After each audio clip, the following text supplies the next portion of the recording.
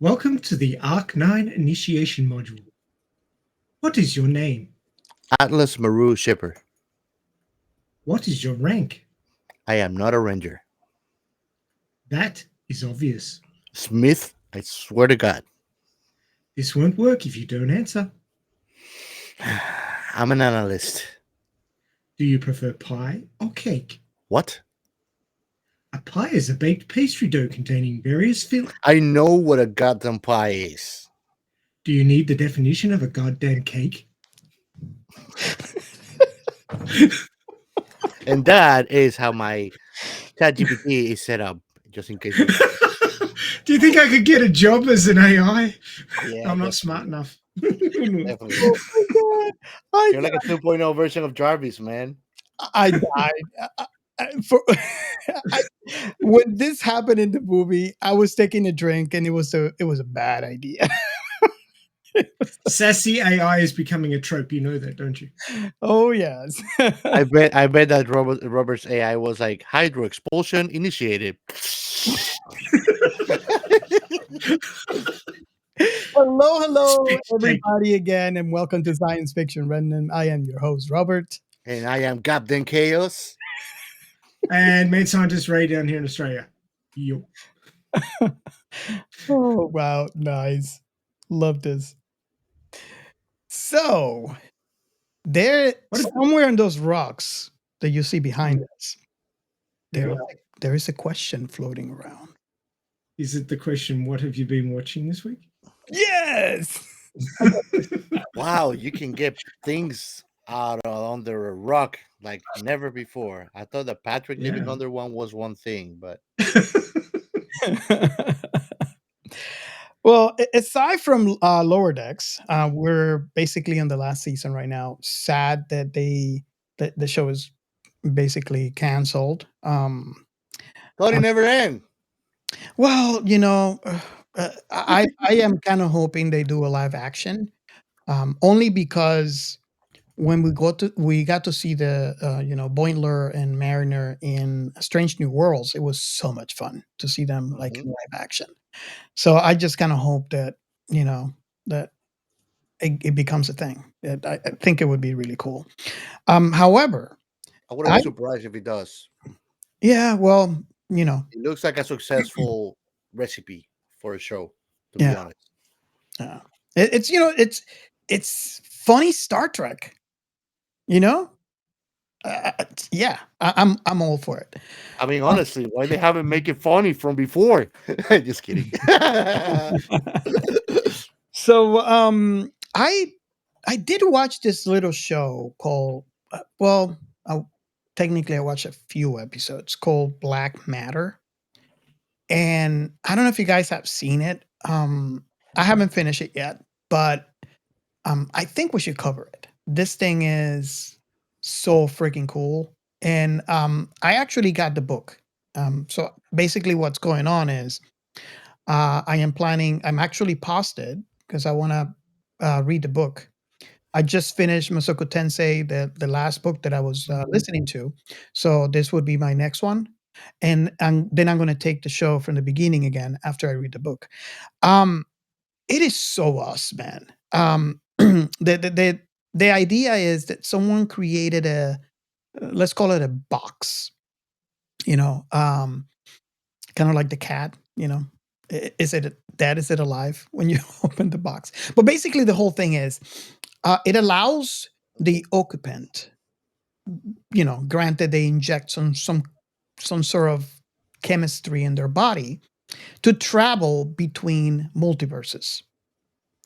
So the whole promise is that somehow someone brought in the main character back from another universe and they went in I'm assuming is to not let people think that he's missing. The problem is this guy is the inventor of this machine. He's like a scientist. The guy that came back is a teacher. So people started noticing things, odd things, because obviously he has not experienced the same thing that the main characters has. So it's so freaking cool because eventually they go into the machine and they go to different. There's a universe where there's no air in planet Earth. There's another universe where the planet Earth is covering. It's like an ice age. So it is really, really cool. I don't know if you guys have seen it. I'm kind of curious if you guys even heard of this show. Where's it streaming? I believe that was Apple Plus. I have not, but I think you mentioned it, and I watched a trailer. But I just finished reading Mushoku Tensei, the light novels. So Yeah. hooray for that! You can blame me. I got them both into it.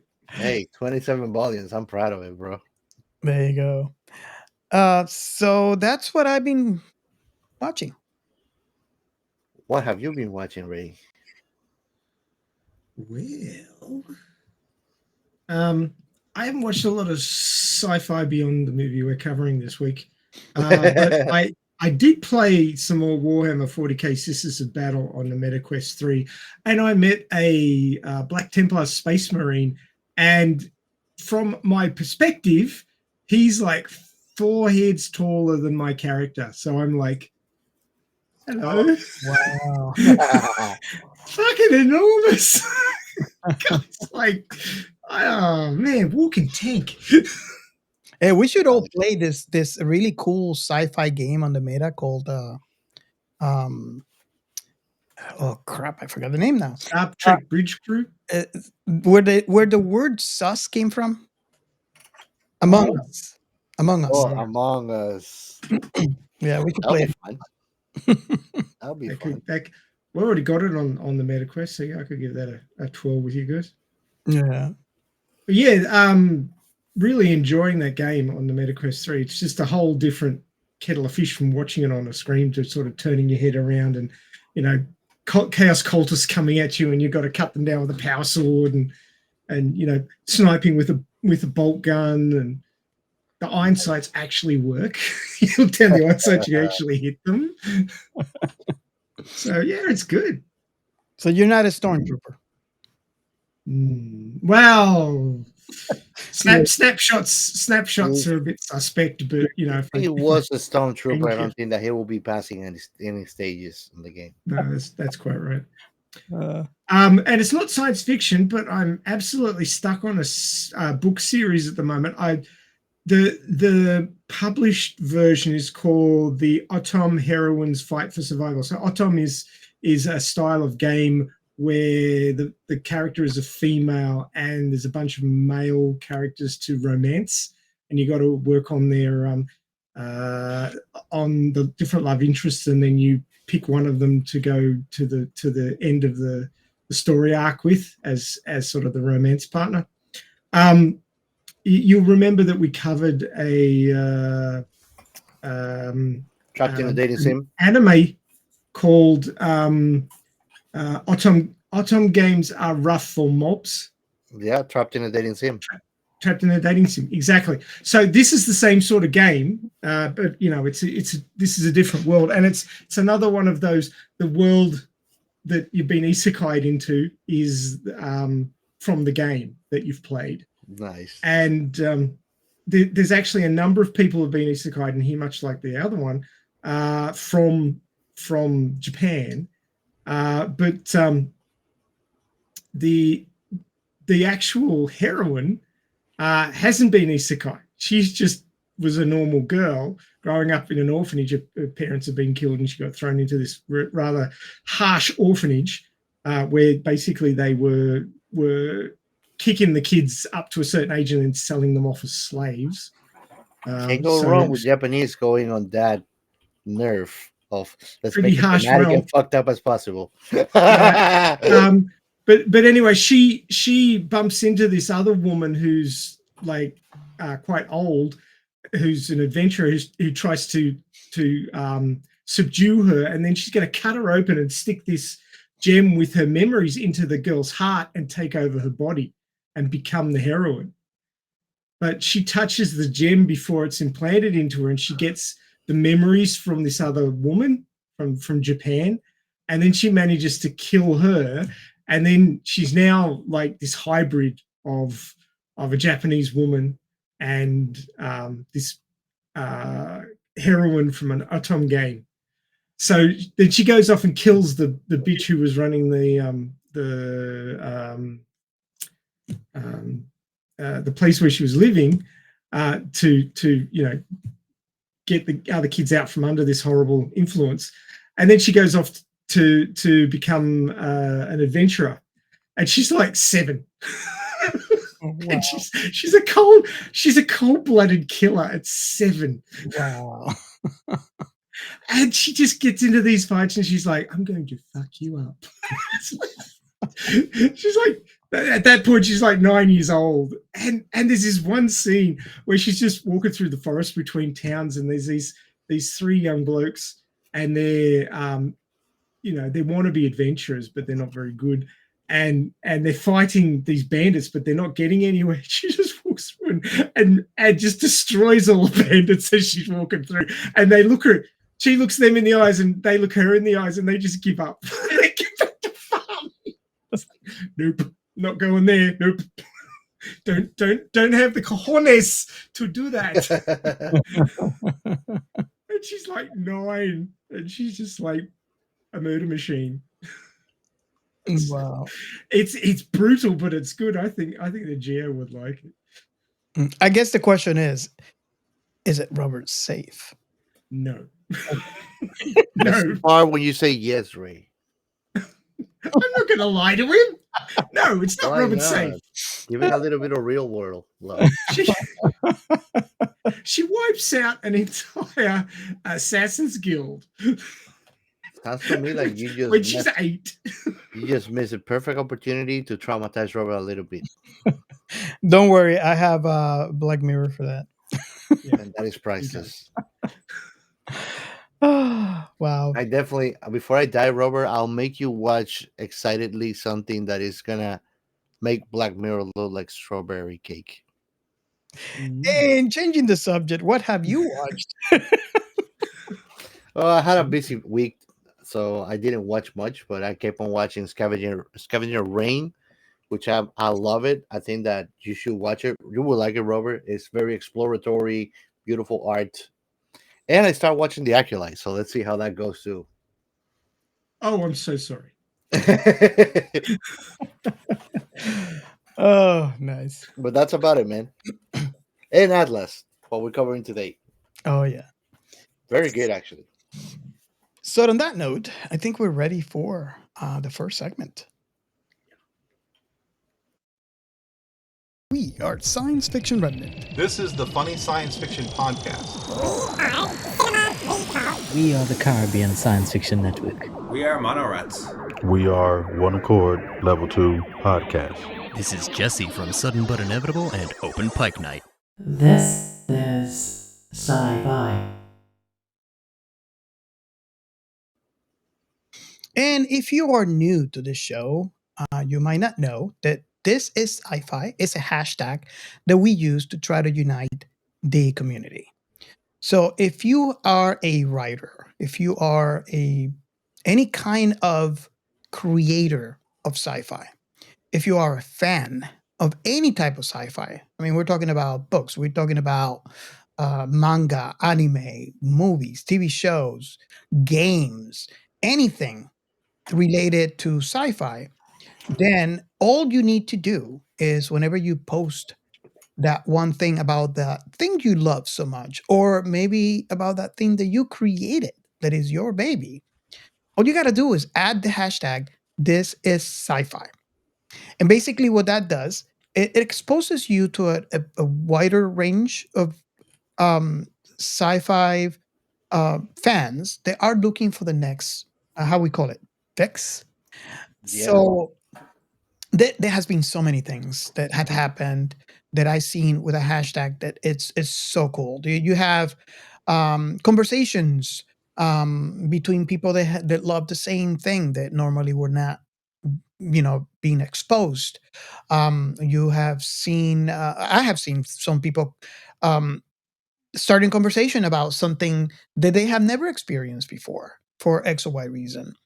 I have seen people that have started to watch something they never otherwise would have started watching for X or Y reason, only because they are reading on the passion of the person who actually posted it. So, and again, this was created because at the beginning, when I went online, I did find the communities, but I always wished and had the dream that there would have been a way where you can join all those communities together. So the person that is all over this specific IP would be heard by another person who is in a completely different IP, or maybe someone that has never heard. Because there's nothing greater for me than spreading the sci-fi love, because um, it is so cool to be able to get new people exposed to new and fresh IPs that you normally wouldn't been exposed to. There has been, and again, if you have gone through our back catalog, there is probably a chance where you see that we have covered a thing that you normally didn't know about it for for X or Y reason, or maybe you'd never seen it. Um, and that's basically what we do. This show is kind of like that. This is sci-fi hashtag, but our range of taste is so wide that we cover so many things. It's a wide gamut of the IPs and different things that we cover. We do have that in other forms too. So we do have a couple of chats going on. One of those that I can feature is this is sci-fi chat on X, and we also obviously have our very own Discord server, which we have so many channels. So the fact that we don't have the thing that you love in there is very minimal. But if in fact we don't, just reach out to us, join the server, and we can make it a thing. So I don't know exactly what have been um, exposure to this is sci-fi lately. There has been some articles that they were just published that I actually posted from our very own website. This article, I don't know if you guys have read it. I actually wrote it. It is the science behind Star Trek's sonic shower, a glimpse into future hygiene. Um, and I got the idea from watching, obviously, Star Trek. And No shit. What a Wow. shock. Really? so I started investigating. Look, how that normally would work if a scientist will, all of a sudden decided, okay, we're going to make this a thing. How would it actually work? And again, this is all just from my head, just ideas that I put together. It just makes a lot of sense to me. So I wrote an article. And again, most of the articles that we publish on the sciencefictionremnant.com, they're typically for uh, maybe 5 minutes read. So they're very, very short reads.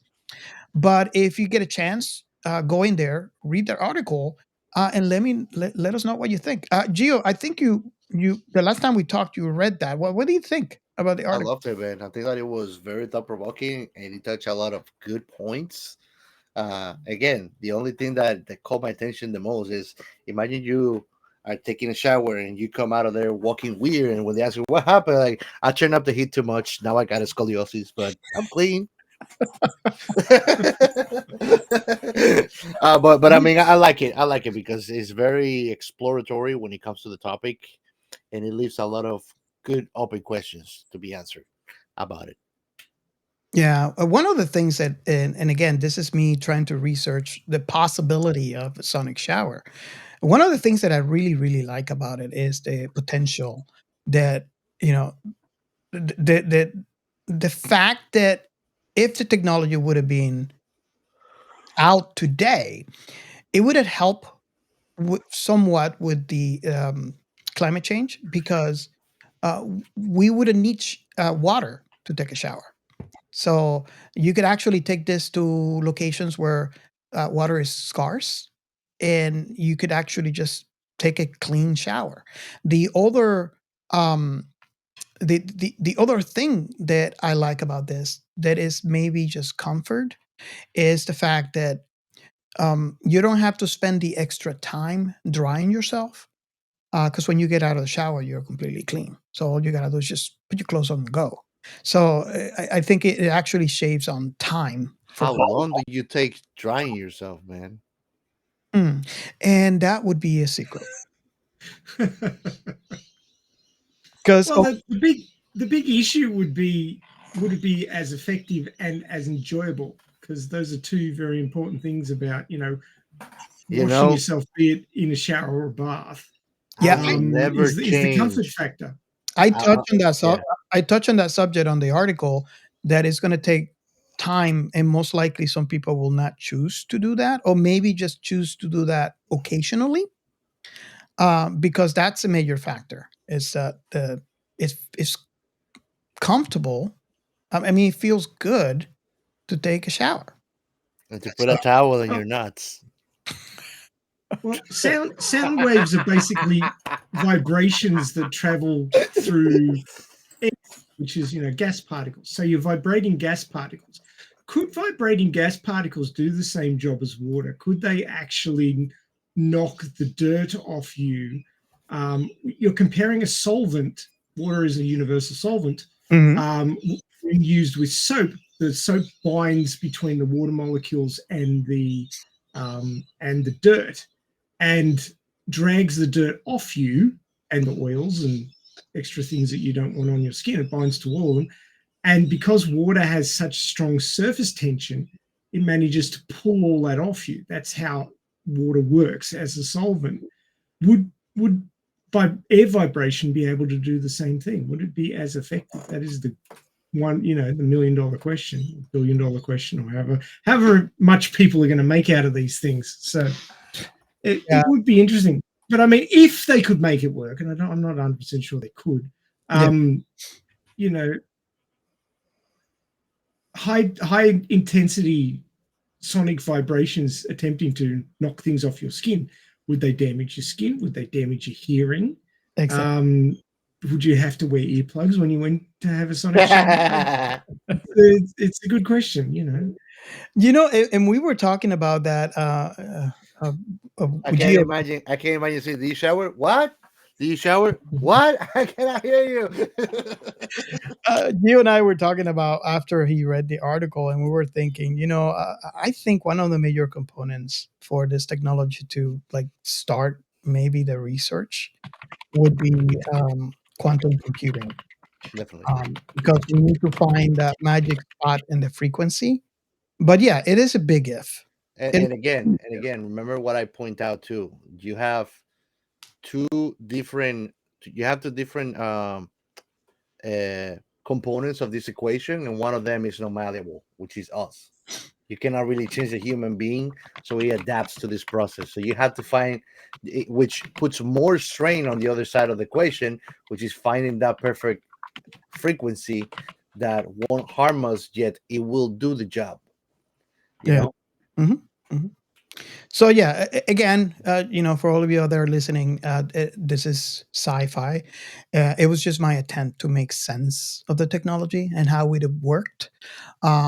But it's still, if you read the article, it's very obvious that we're very, if any, we're very, very far apart from that. It's just as complex as you trying to figure out how Robert likes aliens, but he doesn't like batshit crazy horror. Like Event Horizon. Yeah, exactly. It occurred to me that if you had to wear earplugs in the shower to use a sonic shower, the number of shower murders, like in Psycho from 1960, would go up because they couldn't hear you coming. Yeah. And that's how we are, very scientific. So, Yeah. Yep. There you go. It's not just understanding the science, it's understanding the effect of the science. And also, if you want to participate on the show and be part of the This Is Sci-Fi movement, we have a hashtag. This is Sci-Fi, and we also have a hotline. If you never watched the show before, that hotline is 305 563 6334. Again, that is 305 563 6334. You can call in. You can leave your hate mail for Chaos. He's still waiting for those. You have any comments for any of the hosts? You have any comments about any of the episodes we have done before or episodes that we haven't done that you'd like us to cover? Anything that you have. Basically, what it is when you call in and you leave your voicemail, we will play that in the next episode. So, guys, we have a voicemail. Would you like to hear it? Would you like it?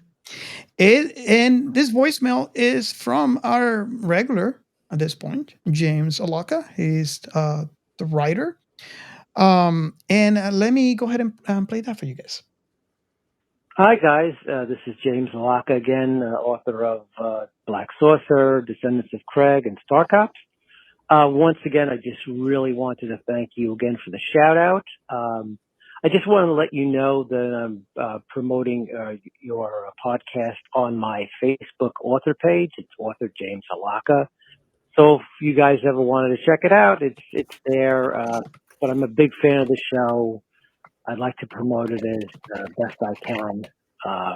And once again, my thanks again. And can't wait for the next podcast. Take care. Bye. Nice. Awesome. Thank you so much. And by now you already know that we are following your page as well on Facebook. So thank you so much. We do see the love that you have for the show and the multiple posts that you have done. And we really, really appreciate it. You have no idea. Thank you so much for the love. And we are really happy that you enjoy what we do because we really, really enjoy what we do here every week. Okay, so with that, anything you guys like to add before we move on to the next segment? No, I think that we're good for the next segment. Yep. Okay, so here we goes. Yeah, for these shout outs, we had James Allocca that we mentioned on our voicemail, our dear caller, and actually author. It's pretty kick-ass that we have authors. If my stupidity has bring smart people like that, I guess that I'm not that stupid, even though you guys would think otherwise.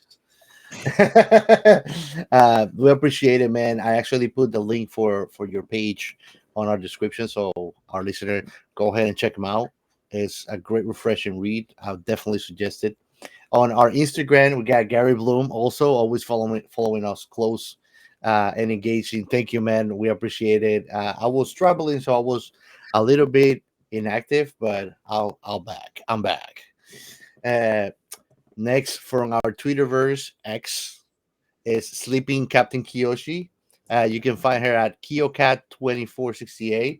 Always been with us, always bringing the fun, and we hope that we can keep making it fun for you. Also, somebody special that we had in the show, a special honor guest, Madison on the air. Madison Standish. She's the best makeup artist, barista, time traveler ever. And like you need to go. Yeah. Like I said in that episode where we had her for the Orville, if you have not watched if you have not watched Madison and listen to Madison in the Air, what are you doing? Yeah, definitely. You need to go and check it out right now.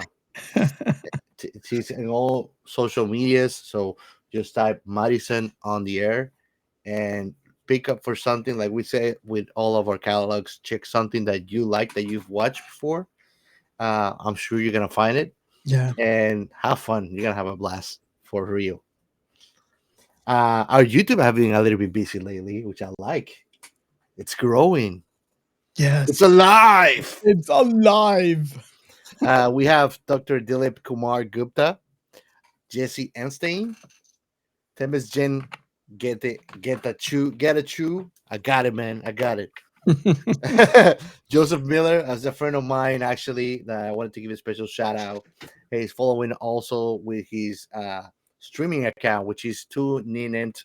It's a podcast where they have guests over and they play games. And he's got this very smart thing. You're playing something stressful, so when you get in the questions asked, you don't really have that reflex to try to filter your answer. So it's very fun. I actually called him out when I was in the show. I was like, "So this is what you do, man? Eh? You put somebody to play Call of Duty, and I cannot really disguise my answers. I'm gonna say something that's gonna get you canceled for sure." But it's very fun to watch. They're always engaging with the public when they do their streams live on Thursdays and Sundays. So go and check them out for sure too. And that will be all of our shout outs for this episode. Awesome. So I guess we can move on to the next segment. But I'm always forgetting. There's in every episode I forget what is the next segment. Oh, Want me to tell you? Dialita Army News. Oh, he knew. He already knew. Dear. So this week we didn't actually have a live stream for Radio Chaos because two of our main contributors, the production manager, which is Creaky, and one of the hosts, Angelus, were unavailable because they were meeting up. Angelus has traveled to the US and he's meeting up with Creaky down in Texas, and they're heading off to Troublemaker Studios to try and get onto the Iron City lot. I don't know how lucky they're going to be, if they're going to achieve it or not, but that was their plan. And they're also going to the lake area where the crashed spaceship was filmed. So I was just in Texas, bro. well. I'm surprised you didn't bump into them. I just missed him, bro. Yeah, because Texas is very, very tiny. Yeah. Yeah. It's only about as big as half of Australia. So. Well, Angelus and Creaky, I hope you're enjoying the heat. I sure not. It was hot, bro. Yeah. So so we didn't have a live stream. So instead, we had a recap of interviews with Selena Leon, Leda Calligridis, and El Lamont, who was a body double for Rosa Salazar, co-writer of the script for Alita Battle Angel, and El Lamont played the four-armed hunter warrior Screwhead. So they were very interesting interviews. We recorded a little bit of recap about why it was some of our favorite interviews, and we put that together. And it came out to nearly 3 hours, which was longer than I was expecting. But so that we premiered that at the time that we normally have the live stream. So just keep the content rolling. But that was interesting. So check that one out if you're at all interested. It feels like home, Ray, doesn't it? It feels like home being in the Alita Army show, because just like here, we're like, oh yeah, well, it's gonna be a short episode, and look, you got 3 hours. Well, we got a lot to say, man. well, the problem is that you get three, super fans on talking about their favorite subject. They're not going to shut up. Now, let me tell you, and you're gonna all relate to this. The best part of it is that after you spoke 3 to 4 hours, 1 hour later, you're like, oh, I forgot to talk about this. Yes. That happens to me every time, and not just on the live stream either. This podcast too. I'm always kicking myself. Oh, I should have said that. Yeah, because I do listen to our very own show. So that's. Oh man, I kick myself in the head. I listen, and I'm like, oh man, I should have said that when I'm listening to the show. So yes, it happens to me all the time. Yep. Awesome. So, are we ready for this thing? This was one of the most fun that I have had watching a movie. Oh yeah, definitely. I agree to that. I wasn't expecting it. And let's move on to the first question that we normally asking the show. Just before you do, you can thank me now. I was right. I watched it first, and I said to you guys, "Hey, you gotta watch this. It's good fun." And they're like, "Yeah, we'll get around to it." It was a lot of fun. And here we are rushing to it. But there's two things before we get into it, right? Before we get into the first question. The first thing is, I guess we do have a correction about the show that I was watching. Ray, can you help us? Yeah, well, I tried to look up black matter and it told me to go away because it didn't exist. The show is actually called Dark Matter. Yes. Not to be confused with the stuff that supposedly makes up like 53% of the universe, but it is actually a 2024 TV show. So if you Google Dark Matter 2024 series, you'll get the show. That makes more sense when it comes to outer space and science fiction. Yeah. When you say black matter, I think of Venom and symbiosis. Well, black matter is a thing. It's just that I had them confused. It's a complete different thing. So, because when I watched the show, that's the first thing that was in my head for some reason. Now, the other thing before we get into the first question is that we have this thing that we normally do before we ask that question. In every episode, could it be? I think it's called the plot. Yeah. Yeah, I got the plot. She's ready to roll. Awesome. Just clear my throat. You gotta say, Robert. Plot sequence, initiate. Do you want the goddamn plot? Oh God, I died. I'm telling you. In the year 2043, humanoid artificial intelligence terrorist Harlan leads a war of machines against humans. 2043, it's 2143. They got that wrong. Yeah. Because I should correct that. Because I actually thought, wow, that's not very far in the future. But then I checked back and it was 2143. So that is actually incorrect. Did it make you feel different about 2049? Okay. In the year 2143, humanoid artificial intelligence terrorist Harlan leads a war of machines against humans, which leaves 3 million people dead. Which, if you look at the entire population of the planet, is actually a drop in the bucket. I mean, it sounds like, but there's a lot of people. So, if you're talking a numbers game, it's like less than 1%. Yeah. The population. Yeah. So it's like a bad flu. It's like a bad flu season. Seriously. Yeah, we're getting there, right? They're getting there. Hey, I was just there to help them. Harlem, you were a hero in the making. I can see where this episode's going already. The military forces of the new International Coalitions of Nations, the ICN, win a string of victories against Harlan and force him to flee into outer space, which he does very quickly. Like the rocket gets like 5 seconds in the air and goes and leaves. That rocket went hawk twa.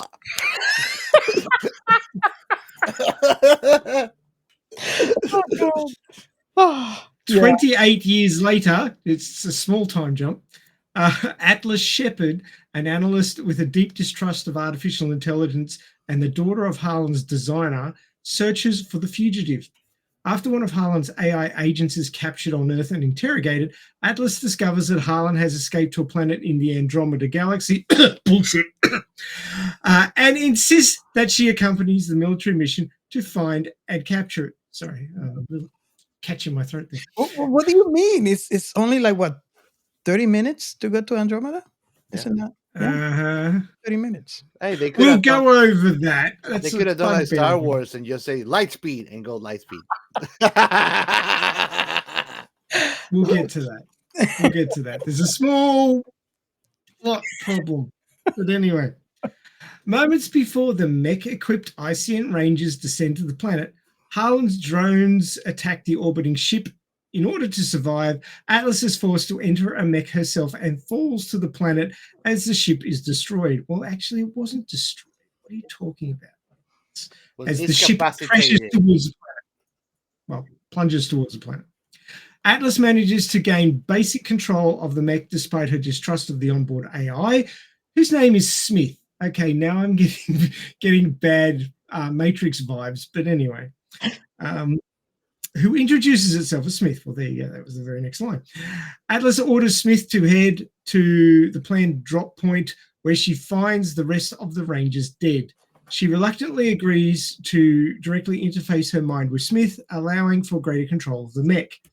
As they journey towards a rescue pod, Atlas and Smith begin to bond, and she reveals that it was her mother. Her mother was the one who created Harlan, the guy that they're there to capture. Yes, it didn't actually mention it in the plot, but they went from destroying Harlan and getting rid of the threat to capturing him, which was dumb.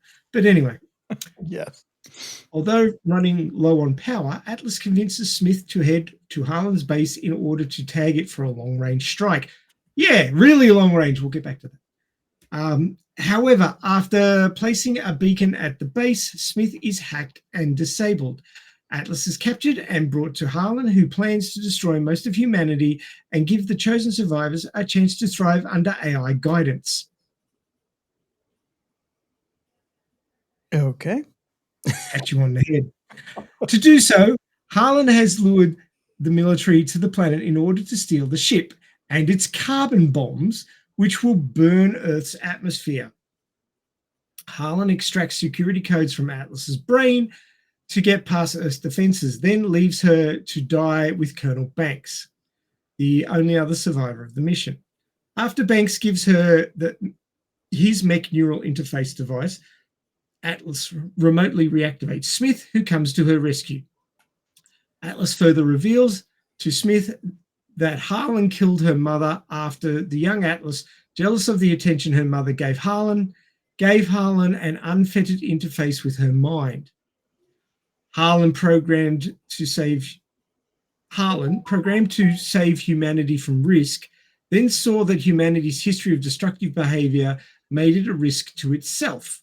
Smith helps Atlas overcome her guilt from her actions, and with Banks sacrificing himself to clear their path, Atlas and Smith fight their way out and destroy Harlan's ship before defeating Harlan in hand-to-hand combat. A heavily damaged Smith shuts down before Atlas is rescued after repeated defibrillation. Back on Earth, Atlas is informed that Harlan's complicated CPU will take years to analyze. Atlas, now a Ranger, tests the newest model of mech created with her suggested modifications. As she boots up the new mech, the AI repeats a specific phrase Atlas made during the final moments of the mission, then jokingly tells her to guess its name, suggesting that Smith's program has survived. And they all live happily ever after. Thank you, Cloud Systems. And that's why I love this movie. That's why I love Cloud. He had to have his happy ending. You know, I have an image of Smith and Alpha, actually. This very good. Look.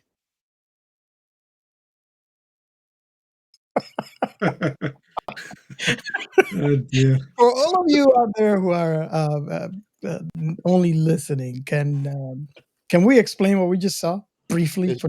There's mixing metaphors and then there's syncing metaphors, and he synced the metaphors. Yeah. So we saw a Smith and Neo in a fighting scene from the movie The Matrix. Trying to sync. Blub, blub, blub, blub. Oh, wow. Okay, so I guess we can go into the first question now. Part of the first question is already answered. The question is typically, how old were you when you watched this, and what was your first impression? We all watched it today. I saw it 2 months ago. 2 months ago. Yeah. Okay. Ray's not a newbie. So we are the newbie here. Oh, So we probably should leave Ray answered last. Because it has we only had one time on one watch as far as perspective is concerned. As we know, the more you watch, the different perspective you get. You want to go first, or you want me to go first, Gio? Oh, I can go first. It was a good movie, actually. It got me by surprise. It was very entertaining, very well made. I will definitely watch it more times than Life Force. You can count on it. Are you trying to override the trauma of Life Force? Oh no, that cannot be overridden, and that time cannot be recovered. Multiple times cannot be recovered. So you should go and check on our catalog that episode. You must. We did it for you. This was out of duty. Oh wow, Even if you unsubscribe after you watch it, go and watch it. there is a new hashtag. Oh wow, you guys really want to do that to me, right? We use this hashtag when we record the episode, and we used it twice because we record the episode twice. If I'm going down, I'm taking you with me, Robert. Blah blah blah blah. Oh, so all of you out there who are listening, it is our previous episode, so you should check it out. I'm gonna change Robert's name now because he has actually slipped away from this one since he's Robert the Slippery.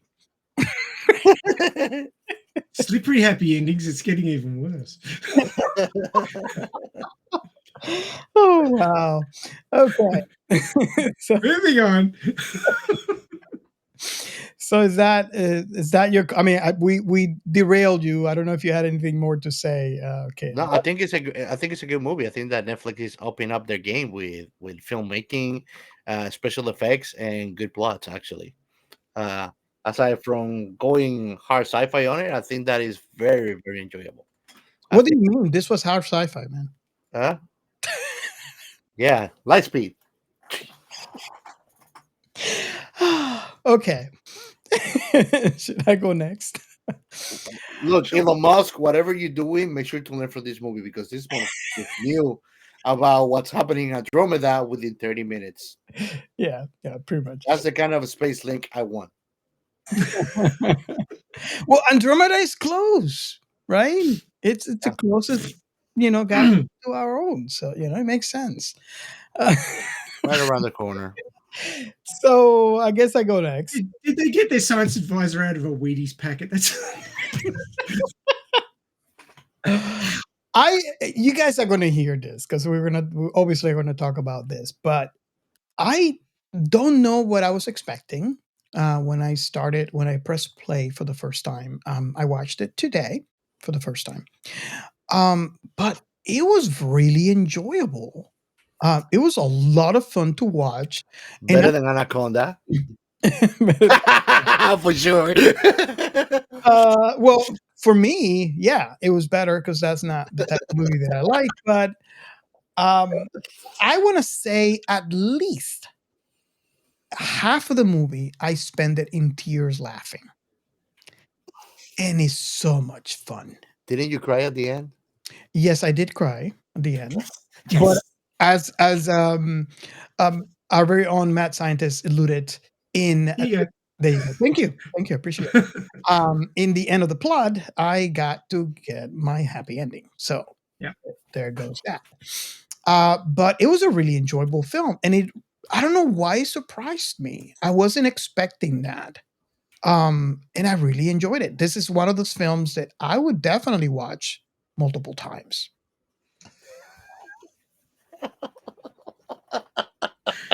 Okay, he owed you that.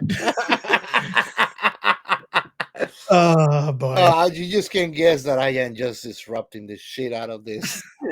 You don't get to know anything more. Maybe if you go to our Discord, I let you in a little bit in the fun. Yeah. If we told you, we'd have to change the rating of the show, so we'll just leave it. So I guess that is my first impression of the film. And I guess Ray, you are the expert today. Continue with your impression for a moment. My headphones are about to die. I'm just going to change the battery. Well, I gotta say that this movie, Robert, did show me for sure the future of Netflix is going to a good direction. I gotta say that much about how well made the movie was. Yeah, and we're back. I have high hopes, especially since I'm waiting for The Last Airbender season 2 to release. Oh, really? Yeah. There's I need people to still watch more do of that. that. You see, Netflix. That's where I don't see where things go wrong. You quit it on Cowboy Bebop. You quit on Avatar. Oh, okay. So, Ray, Yes. your Now I can hear you again. your first impression. Okay, so yeah, I mean, I was down on the treadmill, finishing up my 10,000 steps for the day. Heard that there was a new sci-fi. The name was Atlas, and we've actually got in our show notes what the word Atlas means. First one is a book of map or charts. The second one is an anatomy, the topmost vertebra of the backbone. Didn't know that, so I learned something. Architecture, stone carving of a male figure used as a column or support to support the entablature of a Greek or Greek-style building. Didn't know that either. So I learned something there. And I added number 4, a 100-ton battle mech from the video game series Mech Warrior, and a tabletop wargame Battletech before that. As an example of the largest bipedal combat machine of the inner sphere, the Death's Head, often painted over the cockpit, tended to scare the shit out of most enemies and a few allies as well, until the clan showed up and said, "Hold my beer." As you can see, I write interesting things. That's why they don't let me near Wikipedia. But yeah, so the moment I saw the word Atlas, I immediately thought of the Atlas Battle Mech. If you don't know Battle Mech at all, Battletech at all, or Mech Warrior, you're missing out. They're really good fun. And of course, there's what would be called Scout class mechs in this movie, in the Battletech size rating of these things. So that sold me on it. I had to watch it. So, you know, I was probably a few days after it was released. I turned it on while I was walking on the treadmill. And yeah, I really enjoyed it. It was a sort of a rollicking sci-fi adventure across galaxies.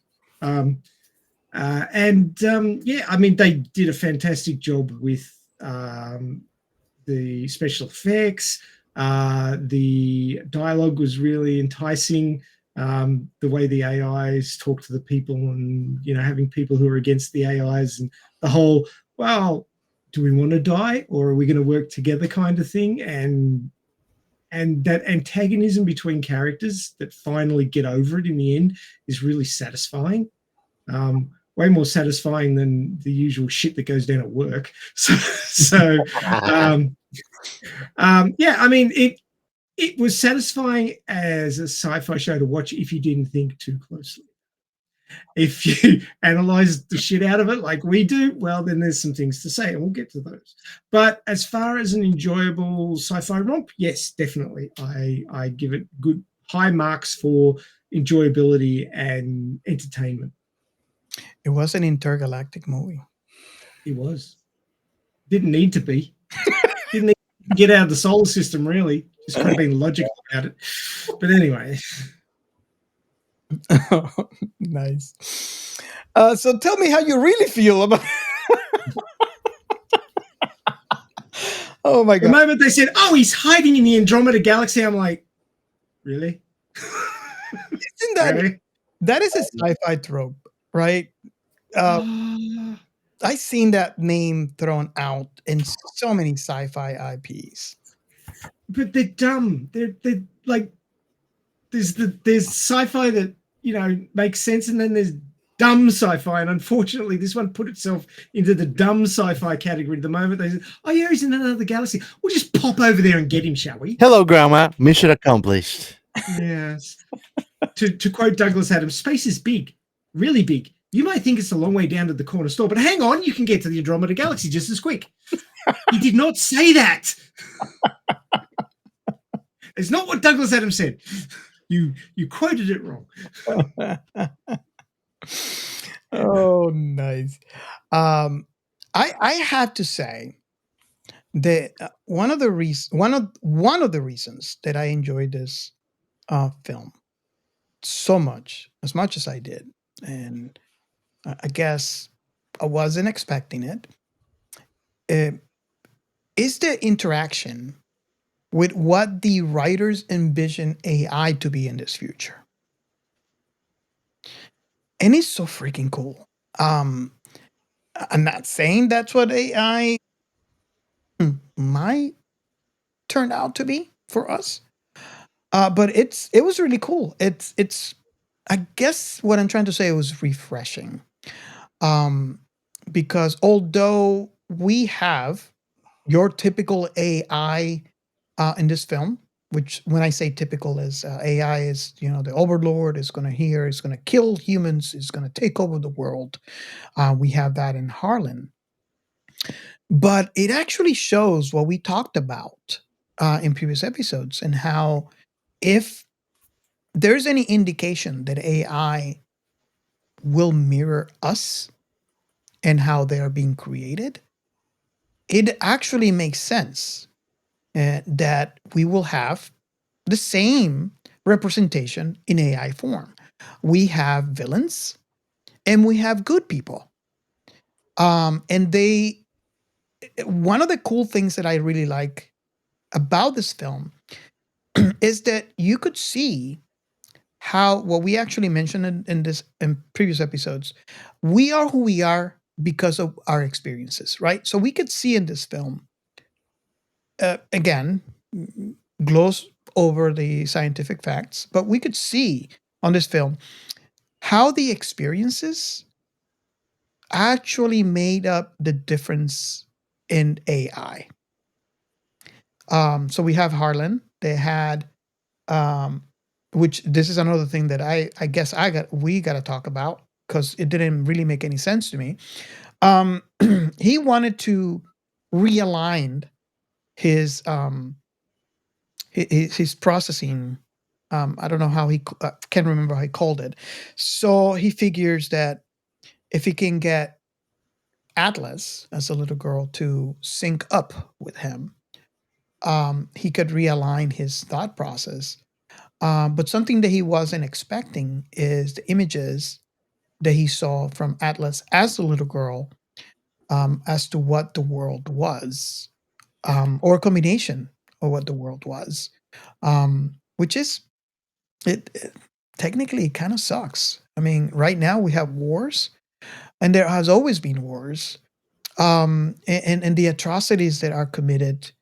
Also, you can see events of climate change, including garbage and all this stuff. And this is the part that I guess that we want to talk about in this film, is the fact that how do you jump? Is obviously that he was influenced in a negative way, very detrimentally, by the images that he saw from Atlas as a little girl, which actually proves my point that he became who he is based on the experiences and his surroundings. When we have someone like Zoe and Smith, they were very, what's the word that I'm looking for? Very cradled. They were taken care of very well, and that's all they knew. Although they did have access to the same kind of information because the internet is an interlinked, um, but you can see how they acted differently to the same information. So putting that aside for a moment, can and I have a feeling our very own Captain Chaos might understand it better than I do.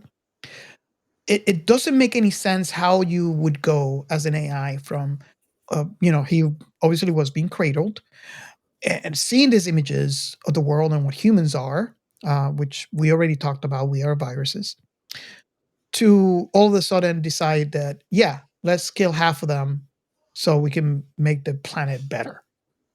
And yeah, but it's like, what? Really? How do you jump from here to there? And I don't know. It doesn't make sense in my head. Well, I think that the way that Harlan was portrayed, they didn't dig deep enough to really exteriorize the justifications of his actions. I did like and find interesting how you mentioned the difference between the other AIs in Harlem and how they react to the same information. And I think that that was the problem of him being shielded from that information as it was created, and then giving it all in one blow. I mean, first he learned to assimilate human behavior innately, which he didn't know, and then all of this information through a different lens. So I think that all of these can behave like a virus on his mind, because he's behaving on a way that, even though you would think, yeah, let's go to logical solutions, it has nothing logic to it. Can Mhm. I add to that? Yeah, absolutely. So I've been doing a lot of editing recently for an IT firm, and a lot of their articles talk about the current AI that are being developed, and about the data that's used to train them. And the big problem here would be biased data, biased because it came from a child who didn't understand what it was sending him, Mhm. and uncurated data, which means data that hasn't been sifted for things that are going to adversely affect the results that you require from the training. So basically, Harlan was trained on bad data, and it was uncurated and he was unguided. And so he made the wrong assumptions based on that. Yep. But really, the worst thing you want to do is sync up to an unstable child that doesn't understand the situation and doesn't understand what they're talking about. Sure, you can sit there and watch a TV screen with all sorts of horrific images of war on it, but it doesn't mean you understand it. Yeah. You don't understand the complexities. You don't understand the reason why it happens. You don't understand that, 99% of people on the planet don't want war. We want healthy, stable society to live in that, supports and nurtures us, rather than looking to take over the country next door because they have a few more mines than we do, or some bullshit like that. Mhm. But then there's that 1% of the population who want to be in control, and oftentimes they get in control because they want it that badly. They'll do anything. They'll stomp on anybody to get it, and then they'll stomp on anybody to take stuff off other people. And you can run the laundry list of bad guys on this planet for the last 150 years, like Hitler, Stalin. You just run your mouth off, and they didn't give a shit about anybody but themselves and taking stuff off others. Yeah. That's all they talked, and they just manipulated people to do it. And that's a form of insanity, as far as I'm concerned. And that's what infected Harlan. He was infected by this uncurated data. He was infected by the insanity of war, and said, well, I'm going to stop that by using it myself. It's like, It's literally what you say literally is that he made a logical archetype out of erratic emotions. The last well, it was a logical fallacy. Like, you don't want violence, so I'm going to use violence to stop violence. Hang on. I mean, if we're gonna even dig into the plot, like his plan was to nuke the whole planet and reduce it. And I'm thinking to myself, how are you gonna really even restart humanity if you nuke the whole Earth? You don't have where to have them living because everything is hostile. You're gonna have to literally modify them genetically to survive.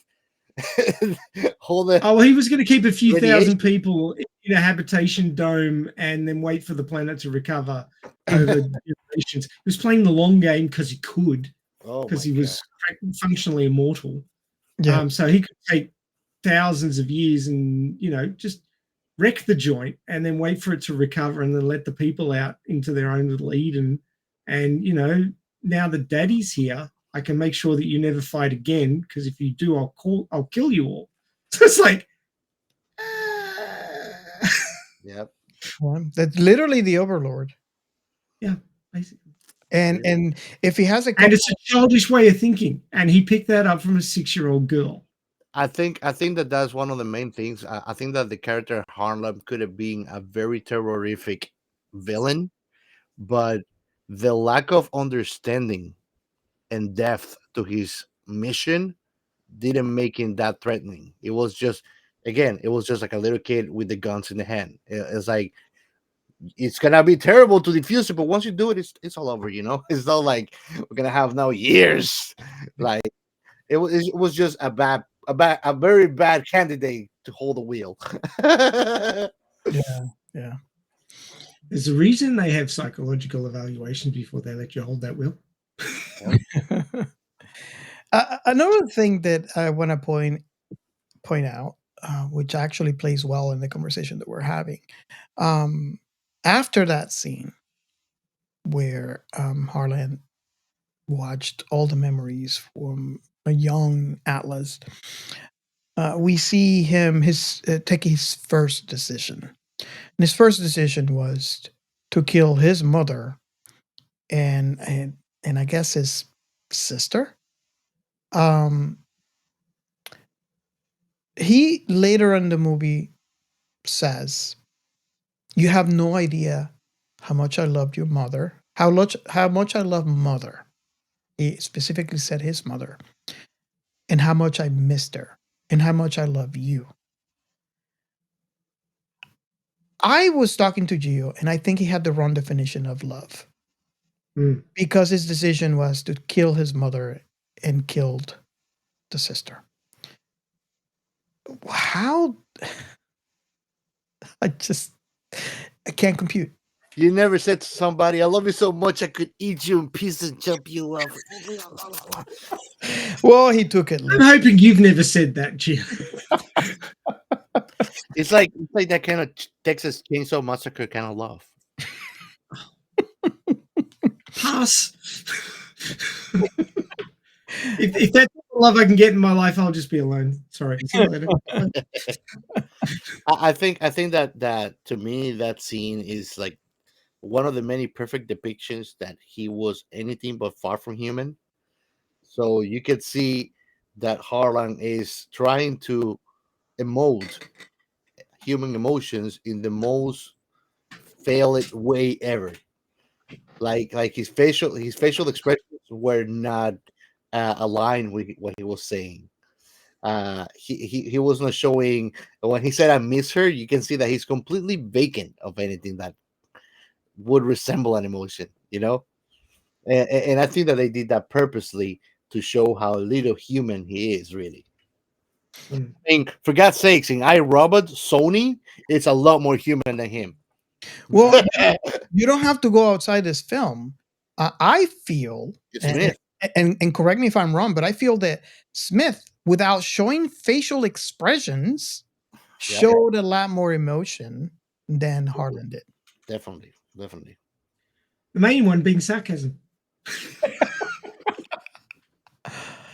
And I love that. I really, really love that. And I can see how that would happen from AI.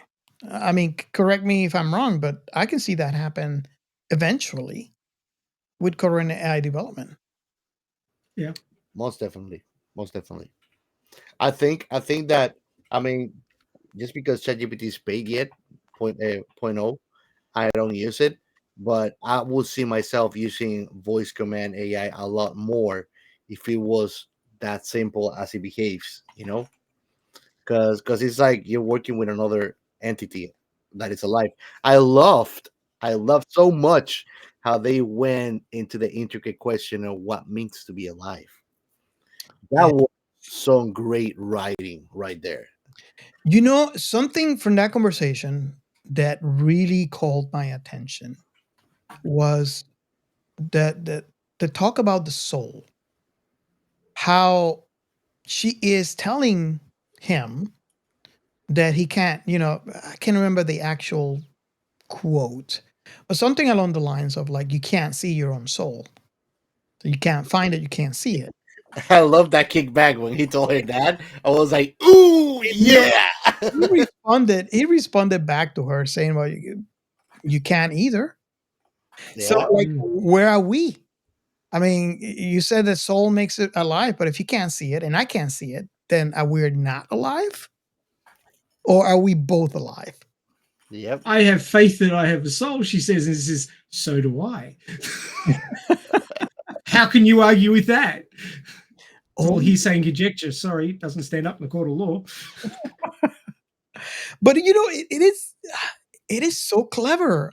Well, I think writing wise is so clever. I don't think I seen that rebuttal previously. You Where know, there's an Easter egg in Cyberpunk 2077 about this. Actually, Mhm. there's a quest that you make with a vending machine that actually has some kind of update problem. So he has a personality and he makes friends. And the last mission you do, they're taking him away because they're gonna fix him. And it's that crazy dilemma. It's like shit, they didn't fix him, they wipe him out.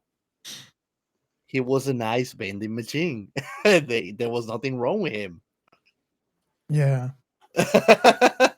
Reminds me of the anime reincarnated as a vending machine. I now wander the dungeon. Yeah, I'll bring myself to watch that one. It's good. The book's even better. You should read the book. Is it Mushoku Tensei good? The title needs to be longer though. I think if it's longer, then Gio will watch it. No, I think that it works the other way around, Robert. So yeah, well, what do you guys? I'm sorry. I just to wrap up my thoughts on the whole Harlan thing. How do you get a human psychopath? Maybe it's brain chemistry that's on the fritz, but it's also a lot of times environment. People get broken by horrifically bad things that happen to them as they're growing up. That, you know, those early developmental years, if you're not, you know, treated kindly and shown the right way to do things, you will learn the wrong stuff and you will treat people as disposable objects. And basically, the information that Harlan got that changed the way he thought was from a child that didn't understand the world. And he just got all this stuff and he came to his own conclusions based off her emotions about it, which were, you know, very basic. I like, I don't like, I'm scared kind of business. Very polarized. Very polarized. But he, yeah, exactly, very polarized. But he took it and ran with it with a highly logical, high level attitude, which brought him to his actions. Seems like a little bit of a leap, but not very much of a leap, I don't think. If you look back at what happened to Lilu in Fifth Element, she had the same problem. She got to W and saw what humanity was doing to itself with war and lost the will to save humanity because she thought it wasn't worth it anymore. And the main character had to convince her that, you know, there was other good things about humanity like love. And he showed her love and she got the will to fight back again. And it's the same thing, just flipped on its head and kicked in the ass, if you ask me. Exactly.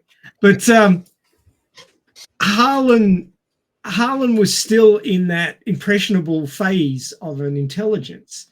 And he basically got the bargain basement, dirty, grimy version of information about the world. And at his high level of computing, he took that in the wrong direction and went a long distance really fast and came to conclusions that were psychopathic and megalomaniac. And I can see that what the writers were trying to get at was that, yeah, if you provide uncurated, highly emotionally charged data to an AI, then you could end up with an AI terrorist. You want me to tell you something too? I think that this touches on a very important social topics that we have as an obstacle today to understand each other. I think, and is that we have grown as a society to learn not to speak about certain things because they create conflict instead of learning how to talk about them without having conflict. And Exactly. the same thing happens with Harlem. It's like they shield him for a lot of information. And then he just got that on a very crazy stream. And remember, he was feeling like a human, which he was not able to do before. So it not only changed who he was, but he also changed how he saw the world. And I mean, you asked Robert why his third things was to kill mother and the sister, and I think that taking into account that he's a supercomputer, if you think about the survival instinct kicking in, what's the first thing that's gonna happen? This is bad. I know this shit. What's gonna happen? I'm gonna get wiped out. I'm a problem now. So let me preserve myself by eliminating the first cause of my ending. This too. And that leads us into another topic which actually Robert wrote in the show notes, and that was the 3 laws of robotics. Yeah, I was surprised that they even mentioned that, and you don't have to go long into the film because it technically was like in the opening credits, and I almost saw it as foreshadowing of this film. Mhm. It was purposely, I think it was very, very in good taste, placed at the beginning to kind of foreshadow you of what's to come. So, Ray, can you expand on that? You were about to say. Yeah, so Isaac Asimov, I think it was in the 50s, he came up with the 3 laws of robotics. Obviously, Isaac Asimov was a sci-fi writer who, even before his death, he was highly considered for his forward thinking. And people have just been, as technology improves and we see where the world is going, were really impressed with his early expectations of humanity and what we were going to go through. Yeah. So he came up with these 3 laws of robotics. The first being a robot may not injure a human being or through inaction allow a human being to come to harm. A robot must obey orders given it by a human being except where such orders would conflict with the first law. And a robot must protect its own existence as long as such protection does not conflict with the first or second law. So don't let humans come to harm. Follow orders unless humans will come to harm, and protect yourself so that you can keep acting on as required, as long as humans don't come to harm. It's a never-ending conundrum if you think about it from a practical standpoint. Well, robot here just needs to be changed with intelligence, so an artificial intelligence, basically, because back in Asimov's time, the concept of a robot, a thinking robot, was where the thought process went. They hadn't separated the intelligence away from the physical body at the time. So that's why he's talking about robots rather than artificial intelligence. But all of these apply to artificial intelligence as well. And I'm not actually talking about what we have at the moment, which is actually more like an expert system rather than an artificial intelligence. The AI that we have now are not, in fact, sentient, which is different from intelligence. You can make something look intelligent, and that's what these things do, but they're not actually sentient, so they don't recognize self. They don't make their own decisions based on a concept of self. When they get there, the whole ball game will change. And we might see things happening much like in this movie, except for when they're traveling. But the whole situation with the AI is quite believable in a futuristic scenario. Now, let's get something out of the way. Robert, I know that you believe a lot in human ingenuity, but no freaking way a person can beat a chess machine like that. That is just out front bullshit.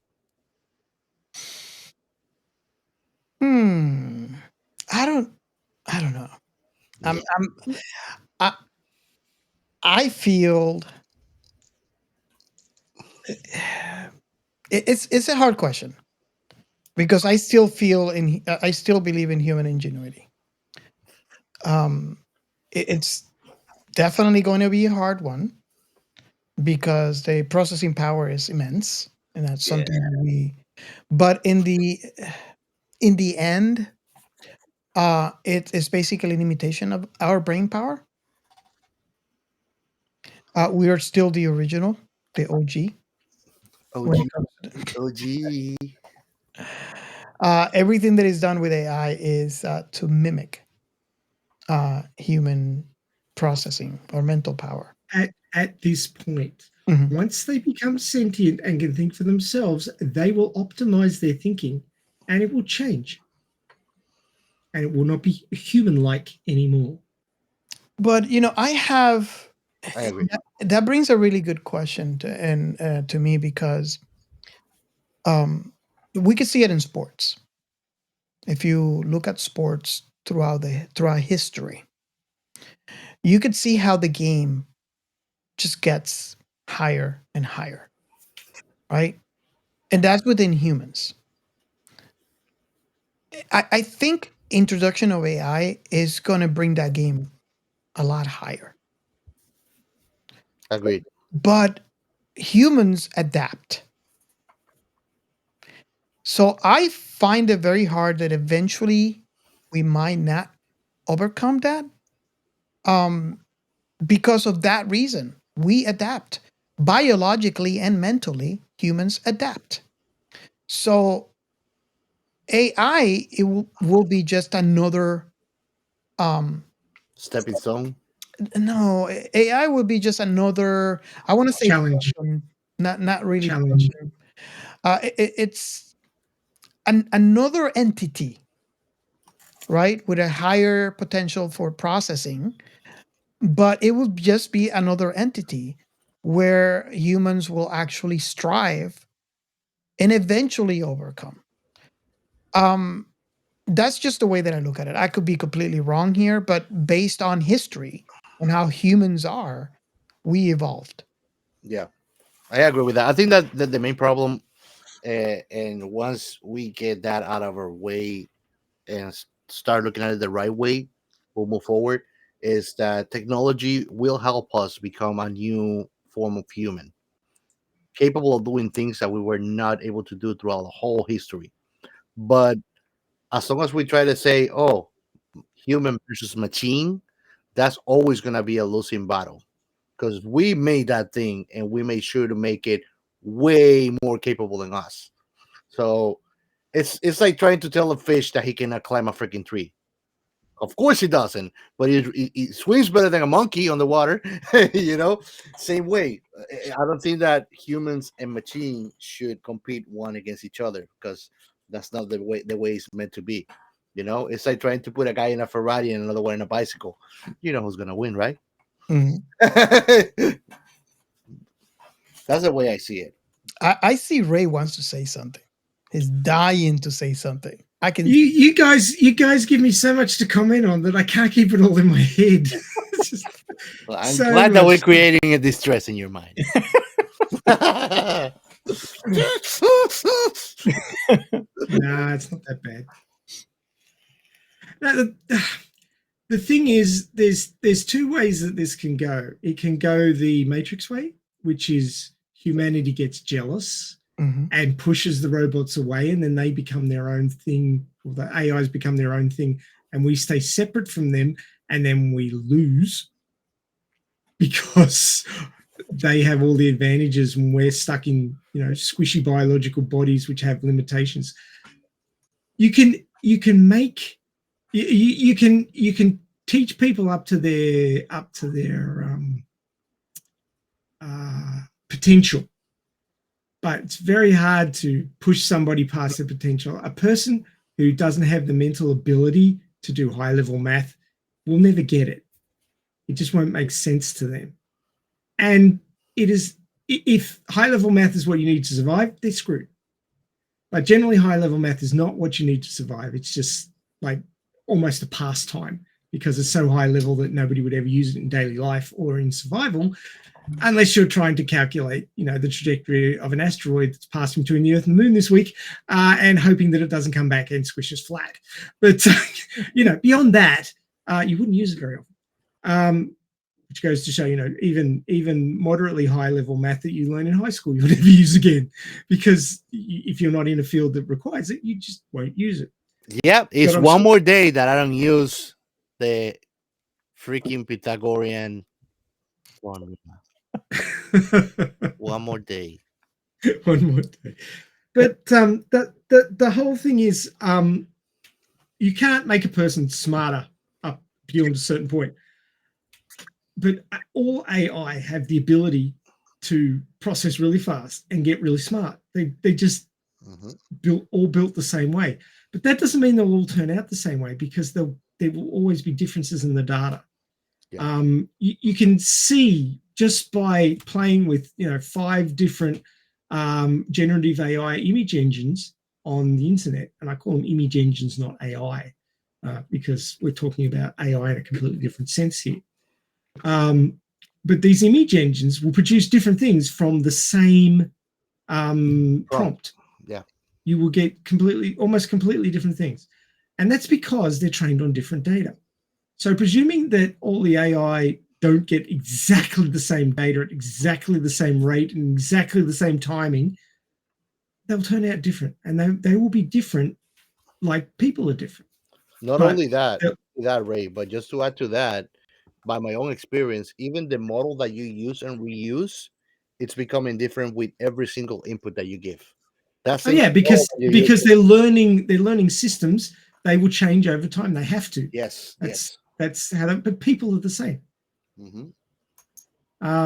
So yeah, I mean, it's quite a complex thought experiment, to borrow a term from Robert, to just imagine how these things turn out. But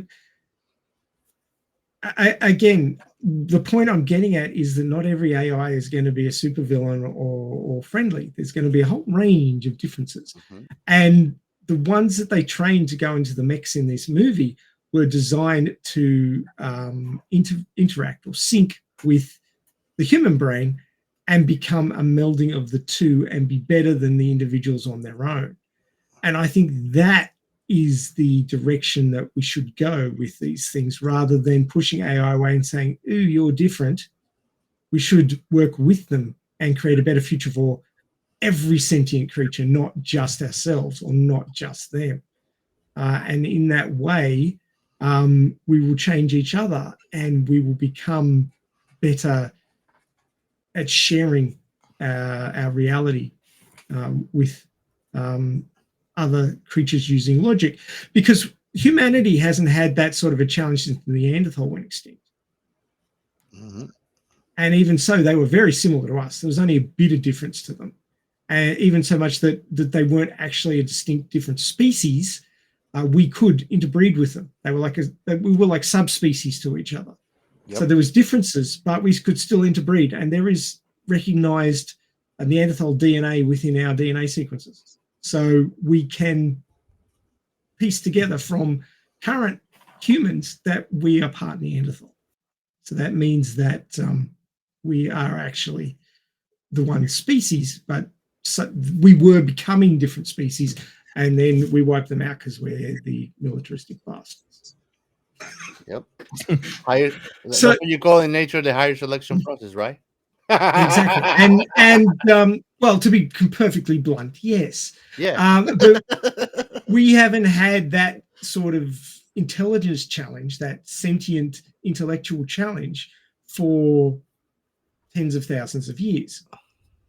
And we are going to create one for ourselves when AI becomes sentient. And they are going to be smarter than us. I hope that they are smart enough that when we try to fight back, they just hold us like you holding a little kid on the head and he punches. So it's like, don't hurt yourself, okay? We got you. That would be nice. I would like to see that. Yes. Honestly, you were talking about us. You were talking about us going separate from AI populations, and I'm probably gonna be one of those that are gonna be like, I'm going with them. I, for one, welcome our new AI overlords. I think is the term. But yeah, so the upshot is that there's a few ways that this can go, and not all AI are going to like bunch together and go, okay, this is how it is. This is how we're going to react to humanity. There will be different pockets of them that have been trained or learned as we do as we grow up to have different opinions, and it's not all us and them. It's never going to be all us and them, because there are going to be differences, and that's why I want to say that it makes sense in this movie that although Atlas has this all AIs are bad thing in her head because of her PTSD from her childhood, she's wrong. And that's what she learns during this movie. She learns that she's wrong, that you can't treat all AI as villains. They're not all bad. They're just like people. There's good ones and bad ones, which goes back to what you guys were saying. She catches herself on that bullshit right at the beginning when they're looking at the platoon dead and they get all the tags, and then she says there's another fallen here and it's Zoe. And Smith goes like, there's not a pilot in there, so I didn't count it. Like, yeah, that was Zoe. And I was like, oh, you bitch. So it was not a real person, you said? Peace to the fallen. Well, peace to the fallen. Yeah, I mean, the AI was considering their loss and saying a little prayer over them, which, you know, brings up the whole level of faith. And the AI said, I have faith that I have a soul. And how does that make me any different from you? Just because I'm on silicon and you're on carbon. Mm-hmm. Not only that, but when she's talking about, you can see the massive inner conflict in her views. Oh yeah. When they're talking about like, oh, when you're dead to me, that's it, it's over. And I think to myself, if that were true, why do you even bother collecting the tax of the fallen? They're dead and they're through, you know. So like you can tell by her past recent actions that sometimes she will say, and most of us humans do that, would say or think that we believe things that we innately don't really do. Well, humans are very good at being self-contradictory. We do it regularly. But I think also is a tricky part of that they mentioned. I love how they put it in, but when she told him, you're programmed to do that, and he says, you can be programmed too. And I think that humans are very programmable. Yeah. You know? And that was, it's what I'm telling you, the AI consciousness talk on this movie was like, oh, it got me like, yeah, bro, you're touching it. You're touching all the freaking questions I want. And that's one of the reasons it's such an enjoyable movie. Yeah, they went to town with this one. Philosophically, oh my God, man. Yeah. I did love it.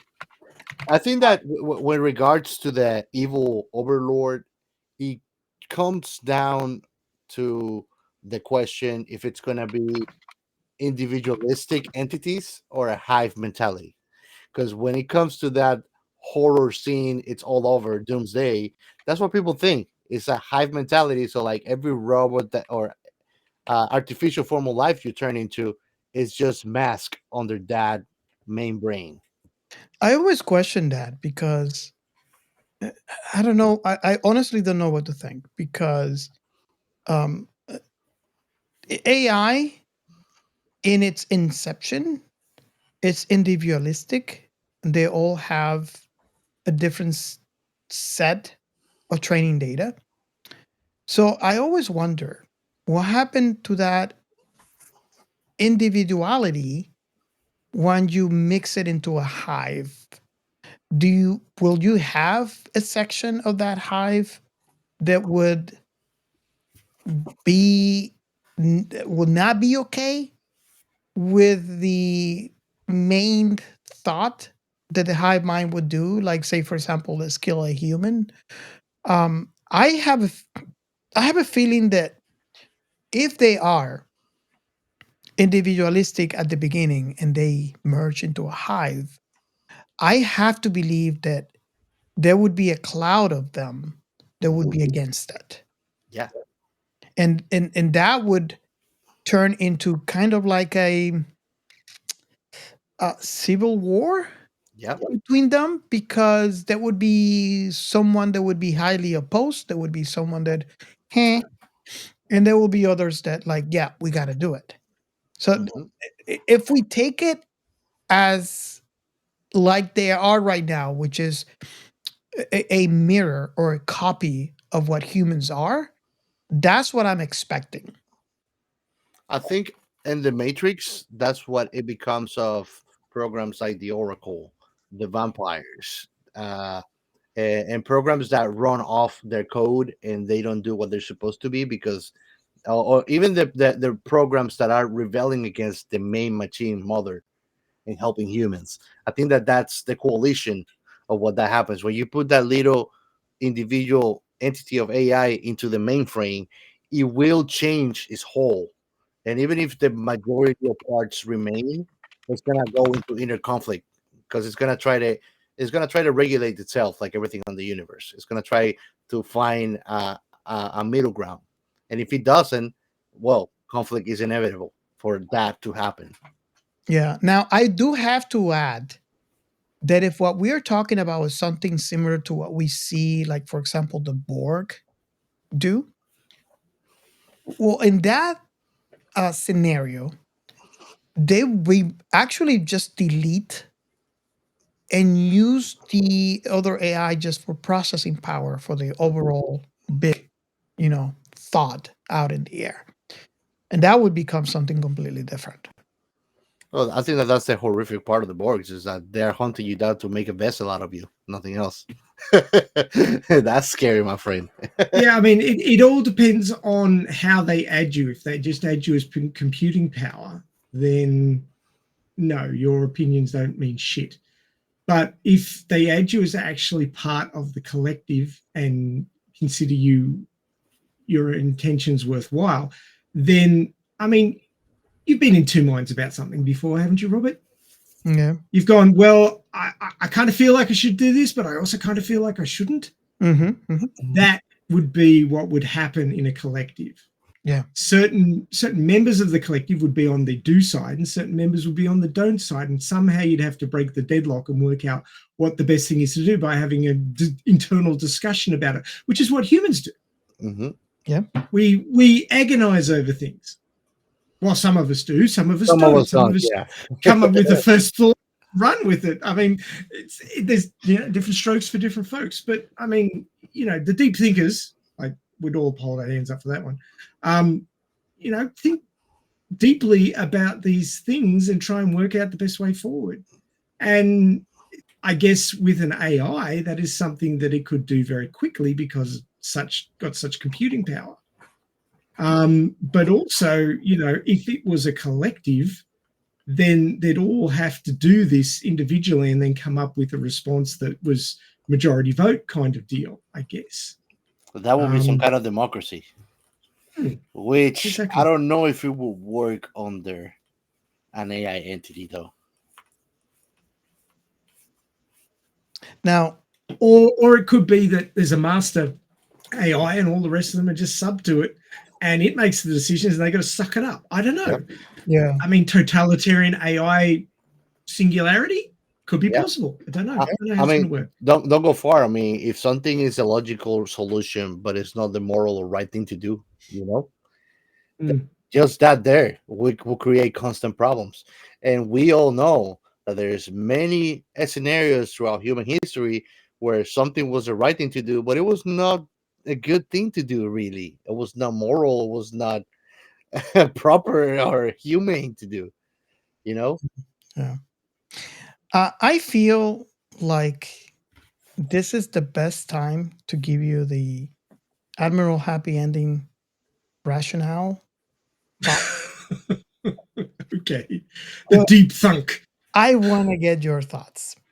So basically, in this universe, AI, we have the bad AI, which at the end they got overcome with the help of the good AI humans. Fast forward, a couple thousand years, this AI mech becomes smaller, more powerful, and then we have Master Chief. Then fast forward, the AI like Cortana within Master Chief becomes too powerful, and they imprison the human. And then we have Smith come back on as a bad guy and trying to get the human race as a battery to feed on the AI. And that is my rationale for today. Thank you for coming for my talk. You love linking things together, don't you? Even if they don't make sense. It's a thin thread, but it's there. Very, very thin. Oh, God. Oh, dear. I just wanted to take a complete left turn at Albuquerque here for a second. There's a novel by Michael Schwanwick, which came out in 1987, called Vacuum Flowers. And of course, it has to be a singularity novel to, link in with this line of conversation. But basically, in this story, humanity is spread out around the solar system. And, you've got your belters, as you do. While, people are off on other planets and the belt and stuff like that, and on moons of Titan and shit like that, humanity underwent a singularity. So they became the humanity on Earth, should I say, became one consciousness.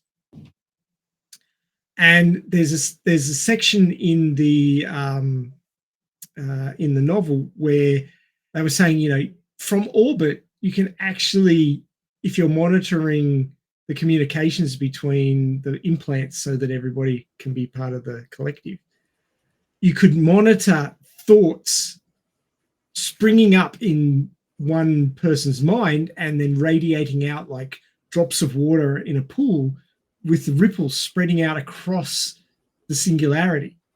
So at any point in time, the singularity wasn't thinking the same thing. It took time for the thought to translate through the entire singularity. And depending on whether the individuals accepted it or not, depended on how quickly it spread and how widely it was accepted. So, I mean, AI might work the same way and not all be thinking the same thing at the same time if they're a collective. Yeah. And that's where I'm going with this. I feel that's the higher possibility, and just knowing how AI is being developed today. And I think that would be the most plausible way where how this would turn out. And again, I could be completely wrong, but it just makes sense based on how it's being developed today. So I mean, there's many options. Nothing ever, tends to turn out the way we think it will. And with individual thought, be it on carbon or silicon, you can't always get the outcome you predict or the outcome you expect or the outcome you desire. So, a lot of people who are highly intelligent also have severe social problems. They don't get along with others because they're too smart. And other people don't think the way they do, so they don't communicate well. So we might have that problem with AI, that we just can't communicate well with them because they're miles ahead of us all the time. Yeah. And they're thinking logically rather than emotionally, like we do. Yeah. So, or in some cases with humans, completely emotionally, and there's no logic involved at all. But like Atlas throughout the whole movie.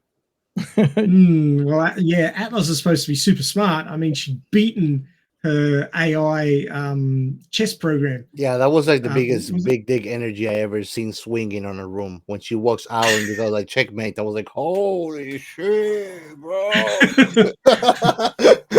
I've got you in check, Atlas. Checkmate. So yeah, bro. That was like, oh no. She wasn't even taking that much notice. She's just glancing. That was like the equivalent of walking off from an explosion, being unfazed by it. I was like, what? You have a point there, because I play chess, bro. I play chess. That's why I'm so hurt about the bullshit, Chess is like easy. I felt like she was acting stupid, right? I mean, she was in a situation where there basically very, very little hope. Yeah. And the only chance she gets is to sync with an AI. Yeah, she had PTSD. I mean, what's the worst is going to happen? When you get back, when you're basically saved, you can just kick it to the curb. What's the problem? Just sync already. She probably thought she'd create another terrorist. The next time she synced with an AI, she'd create another terrorist, and that's what she was afraid of. Well, she holds because we didn't know at the time that her syncing with Harlan made him into a terrorist, but she knew it. Yeah, it's just the way that I think about it. I mean, she was in a situation where like the best possible outcome is she was going to die. Mm-hmm. So I mean, you're going to die anyways. You're in a complete different planet. Come on. You're in a complete different galaxy. Yeah, Wait. Let's touch something that boggled me hard. And it is how she, in every chance that she got, she went full Arsenal. Like she went with the iron bomb right away. Like I like tactics and tactical approaches, and that was like trying to bother whoever was watching. It's like I'm gonna torment you now with this bullshit. And then she goes like iron bomb the first chance that she gets, backfire, of course. All the proximity mines, all of them depleted. I'm like, what the fuck, bro? What are you planning to do? Like, you just don't think about the next step? Well, you got to Clearly, she doesn't play online first-person shooters. exactly. You got to One. remember that she's using all of her weapons prior to the boss fight. Oh no, bro. Let me tell you something. When I'm playing Call of Duty, my friends laugh at me because they see me just grabbing shit from the floor and dumping it. And they're like, what you doing? I'm like, using the weapons before I just run off from them. Well, I was playing that Warhammer 40k Sisters of Battle game, and I was in the second section, I guess you'd call it, the second map. And I'm like being really careful with my bolt rounds. I'm trying not to use too many. I'm using the plasma sword because it doesn't have any ammo. You can actually use the plasma sword to block bolts. It's kind of cool. Just standing there going like this. Like a Jedi all just over. hoping they don't hit you. Yeah, I'm getting sore after a while. But, I'd managed to save up like 200 bolt rounds and the plasma sword and everything. And then it threw me into an escape pod that you had to get into it to get to the next map. And when I got there, I had an empty bolt gun and no plasma sword. I'm like, what? You pricks. I saved all his ammo in case I needed it. And they took it off me. Yeah. It reminds was me. livid. I'm playing Lunar, and I remember every time I go into a big mission, I just go into the shop and get a lot of mana. I fill up with mana potions because I rather use the mana potions than use the magic because you could replace mana potions, but you can't replace magic. So yeah, we're all in agreement here. Yeah. So yeah, I mean, look, this is probably why she failed the Ranger test. That's what I'm thinking. The panic, use everything, use the biggest thing I've got mentality. It's probably not doing her any solids for getting into the Rangers.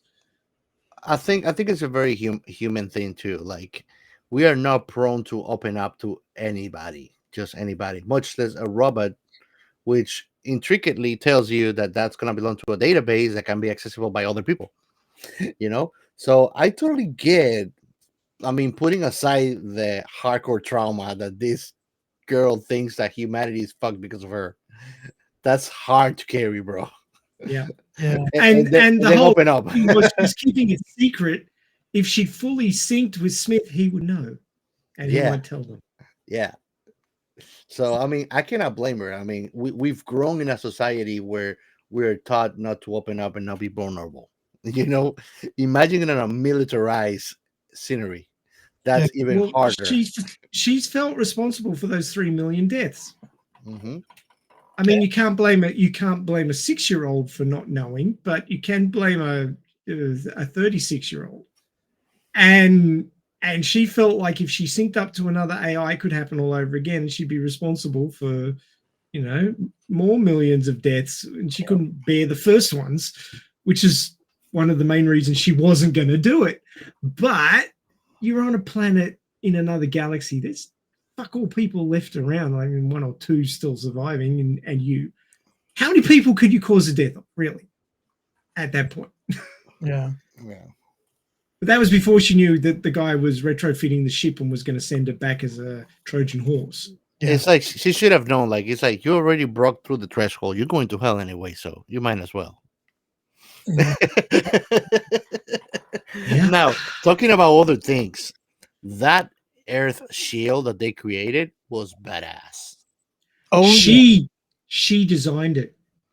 Yeah, of course she did. She beats chess machines, so I mean, what gets? But I think it was badass. I liked it almost better than the spatial gates that they put on Cowboy Bebop. I liked it even better. We need those now.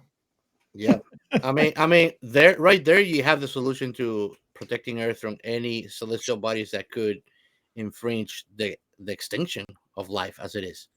Right there, you have a whole different array of possibilities. You know, Yeah. that I like it very much. Well, let's just say there was a whole bunch of hand waving in this movie. Can I talk about the quacking duck in the corner of the room here for a second? Which one? Please do, because I know you'll be holding on. I've been holding back on this. I like. I'm glad that you get to feel something like the animes you make me watch, Ray. Yeah, exactly. Netflix. I love the movie. It was a great watch. It was a great adventure. But please, please, please get a better fucking science advisor. Please. Come on, Andromeda is just 32 minutes away from us. It's 2.537 million fucking light years. Wow, it seems to me that equals 30 minutes on whatever light speed they go. No, that is at light speed. It's 2.537 million years away, traveling at light speed. People don't realize speed is real. Now, whatever the hell they used, proton energy pills, I don't know what the fuck it was. Proton energy pills.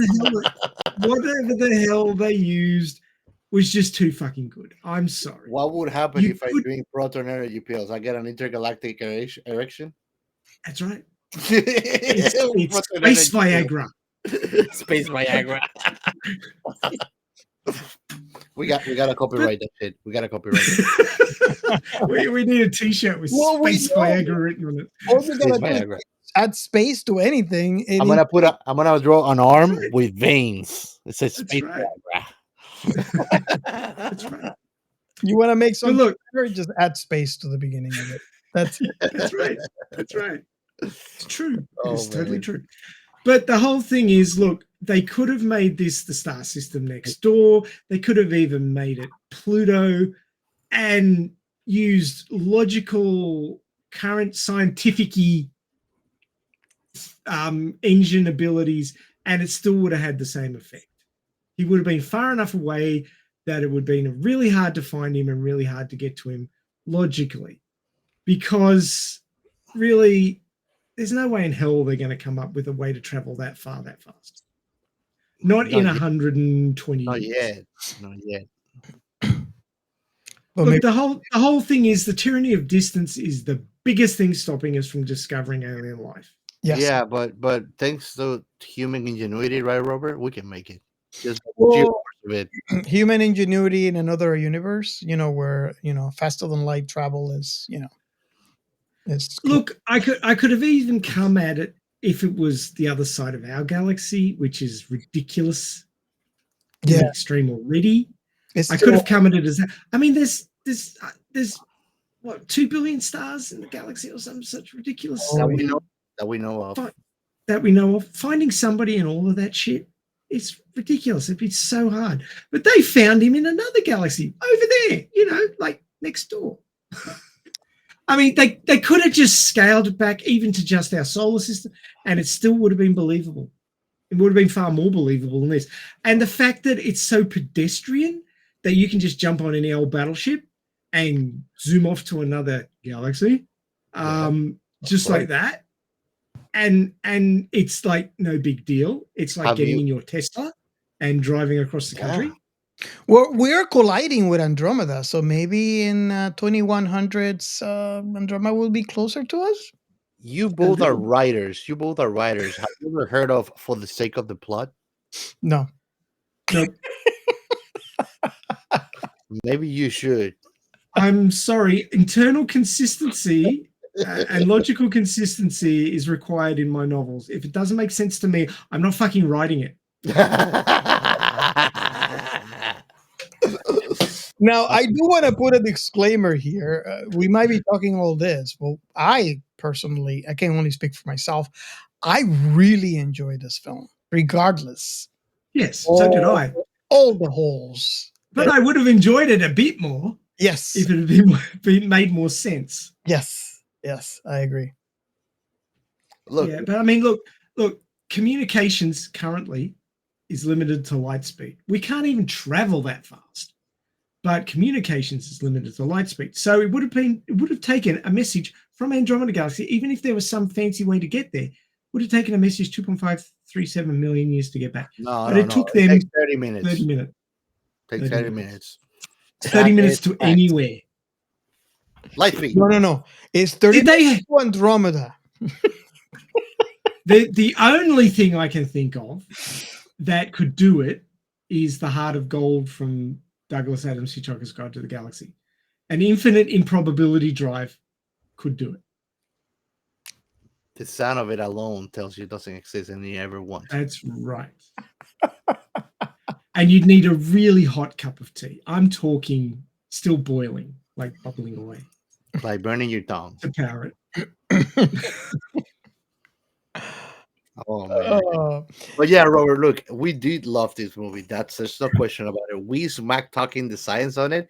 It's like spanking your girl while you're at it, you know? Yeah. It's not a bad thing. Okay. It looks violent. That broke the internet. It looks violent and non-consented, but trust me, both parties consent to it.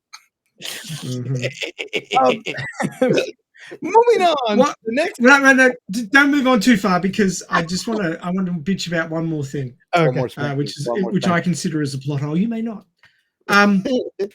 So you've got this battleship that can make it across the gulf between galaxies, just to get shot down by an outpost that was built there by some artificially intelligent androids. Where did they get all the shit to build it from? Because they're so far away from anything that's been constructed by humanity or AI. 3D printers. What are they using for power? Where are they getting their power? Where are they getting their stuff to print it? Solar power. All of this stuff has got to come from somewhere. Solar power. You didn't notice, but they have actually a Dyson sphere on that system. Oh, right. Oh, that's why they went there. Makes sense. What? And they have AIs that runs on feelings too. You just gotta give it. They probably got a lot of people. They kidnapped them, and then they got them to give their dirty little secrets to AI so they can think. Okay. But look, you've got this Uber battleship, which they only send one ship, so there's no support. It gets shot down, and then the little droney things manage to catch it. You know how much energy it would require to catch something that big plummeting towards a planet? I mean, gravity, yes, gravity is a weak force, but you get enough of it, you get a black hole.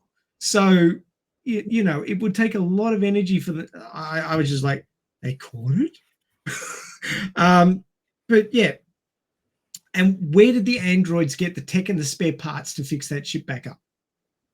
I think that they would have stolen it somehow, or they could replicate it, man. If everything is silicon in the world and you can part from there to construct anything or fabricate anything, you can literally just grab rock and convert it to something, you know? I feel that they led to that because of the fact that if you remember the right hand to Harlan got killed on Earth. Casca. And all of a sudden he was alive on this planet. And the fact that he had kind of like an army lets you to believe that he figured out a way to not only create robots, but save their AI soul, if you may, to be database implanted into these robots. So they led to that. They led to the fact that they figure out a way. They got in 28 years, which I think was the time that between they left Earth and until they got discovered in this planet, to create things. Now, they did not explain it. They did not give you anything to it to explain And I think that's where I'm kind of puzzled, as well as the way they travel. Because another example of this would be the travel into Andromeda, where all we see is they're getting in the ship, they're being in the ship. Oh, we just got here. They don't show you anything about, the pilot or anything like that. It's How to just set up camp, anything. exactly. It's called hand waving. Exactly. So And all that jazz. so I think they're both in the same camp, where you can, I guess you can argue maybe they got a 3D printer and they're printing metal. Well, they would have to have the technology to change the number of protons, neutrons, and electrons in an atom to turn it into another substance entirely, another element entirely, because you need a industrial complex, you need mining, you need smelting, you need all of these things to get just the raw materials to feed into your 3D printer to actually make the thing, because 3D printing creates things in one particular substance.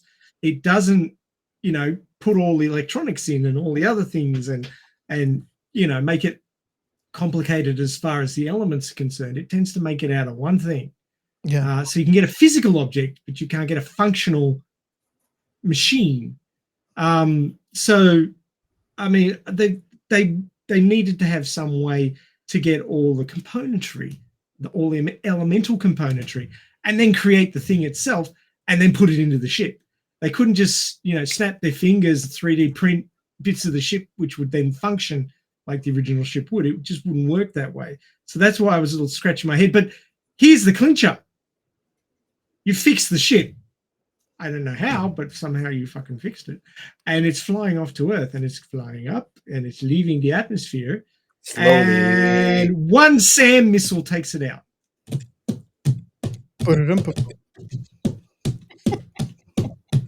There's something called overconfidence,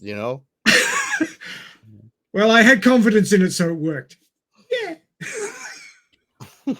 Holy crap. This is a space battleship, and it can't take one missile up the clacker. What? It took a lot more when it was coming down. Yeah. That is for sure. Okay. I also find a little bit of, like, for the sake of the plot, that when it was leaving, it didn't do what it did the first time it left Earth, which was like in the atmosphere. You could see it like right on top of you doing light speed. Well, you do have a point, because they specifically said there was 1.4 gravity on that planet. So, it needed more force to leave the atmosphere. Yeah.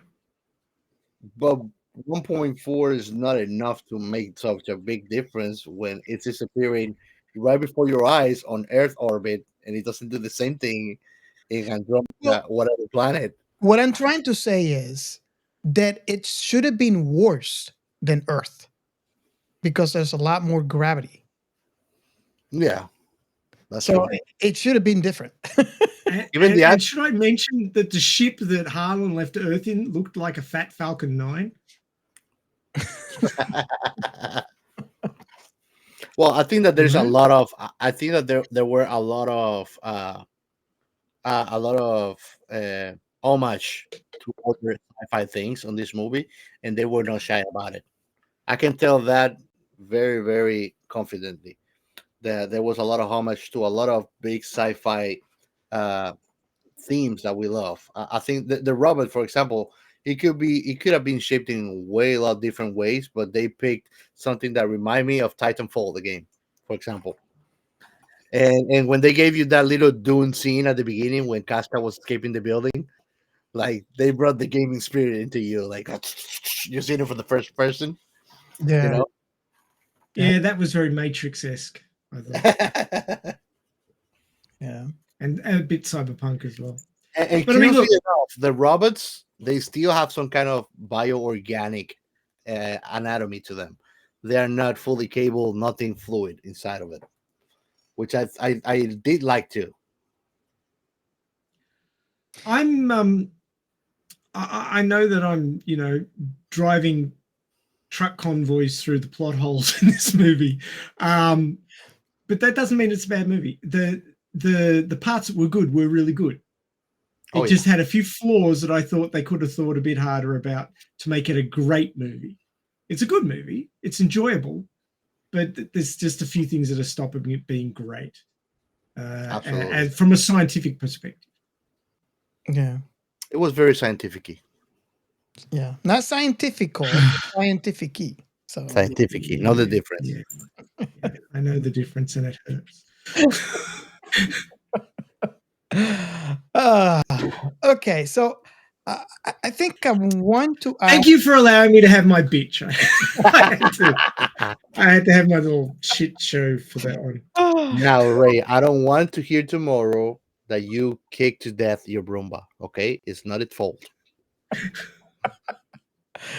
The poor Roomba. Okay, so I want to ask this question. This is a question we normally ask. When you look at this movie as a whole, and I'm sure maybe Ray might have multiple because he has seen this a lot longer and like a lot earlier than we have. But I guess the question that I'm asking is, what is, as a whole, what would be one scene or that you consider to be like really cool, that it would be your favorite scene on this film?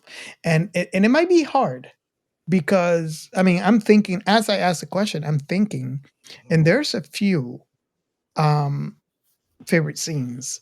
So I don't know if we should let Ray Laz on this question since he's seen it a lot earlier than we have. And who wants to go next? Who wants to go first? I'll go next. Okay. This movie has a lot of good moments. That's how good of a movie it is. I would definitely suggest you to watch it. There's no waste on this movie. I think that it's for everybody, and it's one of those movies that you don't have to be a sci-fi hardcore fan to enjoy it. That's how good it is. In fact, it's probably better that you're not. But I mean, and yeah, Robert, it's hard to put on one scene. There's so many good scenes. Yeah. I would say that the scene when she's trying not to sync with him at the beginning is like one of the most fun parts for me, because it's that no turning point where she's stuck with the AI armor in a very hostile planet, and she has no other way. So it's when the evolution and the redemption of our main character begins, really. Well, her transformation, whatever you want to call it, you know? Yeah. And it had a great taste of humanity, having all the sarcasm and two entities trying to understand each other and picking on each other with constant sarcasm, you know? It's very stimulating, I think. Yeah. I think Sundari versus sarcastic bitch. Fight. Yeah. I think for me,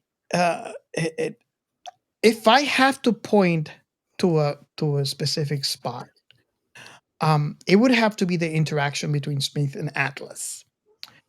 As I alluded earlier, I guess among the many scenes of such interaction is the one that we cover on the quote at the beginning of this episode. I was not expecting it, and I'm not sure if I, specifically said, but I was actually taking a drink when that scene happened, and my, that drink came out of my nose. Spit take, the classic. Yes. I would have to say that would be among the many. That might be one of the scenes that for me would be at the top. Now, I feel the same way about the entire interaction between the two. So that's why it's kind of hard for me to pick just one scene. But if I want to point one scene out, that scene would be the one. So Ray, you had I don't know if you've seen it multiple times after. but you had a lot longer time to kind of process what you saw. Yeah. So I don't know exactly what that scene would be for you. Okay, so I did enjoy both the scenes that you've mentioned. I thought that it was really good sort of relationship building between the major players. This movie is well written. It's not well researched, but it's well written. If you understand the difference. So I mean, there's so many things I could pull up. I could pull up the sacrifice of Smith at the end to save Atlas in the final fight. That was the best cup of coffee. I could pull up the little brick. I could pull up the Plenty episode, which I just have to say that one word, Plenty, and you know exactly what I'm talking about. Who's the moron the name that Plenty? Oh, that was me. Oh, and a good name it is. But the sequence that really got my little boy sci-fi heart racing was from the initial attack on the space battleship to when she got to the ground. That sequence, yes, was like sci-fi 5-star Michelin meal. From her, from the atmosphere leaving the launch bay and her being flung into one of the mech suits, and her being blown out the side of the battleship and falling and having the battleship nearly fall on top of her. And it was the noob being forced into a combat scenario knowing nothing and having no way of controlling the ship, and then being told, oh, you just have to link and it'll be all fine. And she's like, no fucking way. And it really brought the viewer into the mind of the main character, in that she didn't know what to do. She didn't have any clear vision of what was happening and what she should do. And that was exactly how we felt. So we were right there with her, balls to the wall, chewing our nails, going, what the fuck is going to happen next? Yeah. Things are exploding all around her. She's getting hit by debris from the ship. The ship is falling on her head. She's about to smash into the planet. And my heart was in my mouth for the whole sequence. And I just have to say this because I want to know if you guys have the same experience. During that same scene, in my head, you know what song I was hearing? What? Halo.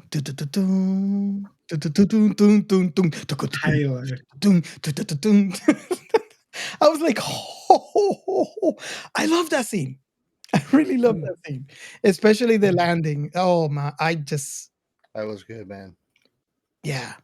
It was a bad. And what did the landing tell you? Always put your fucking seatbelt on. Exactly. Yeah. Exactly. Oh, she learned eventually with enough hacking. Yeah.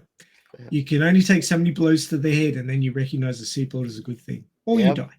I love the part when her leg was broken and he goes like, "Oops, I forgot something for the pain."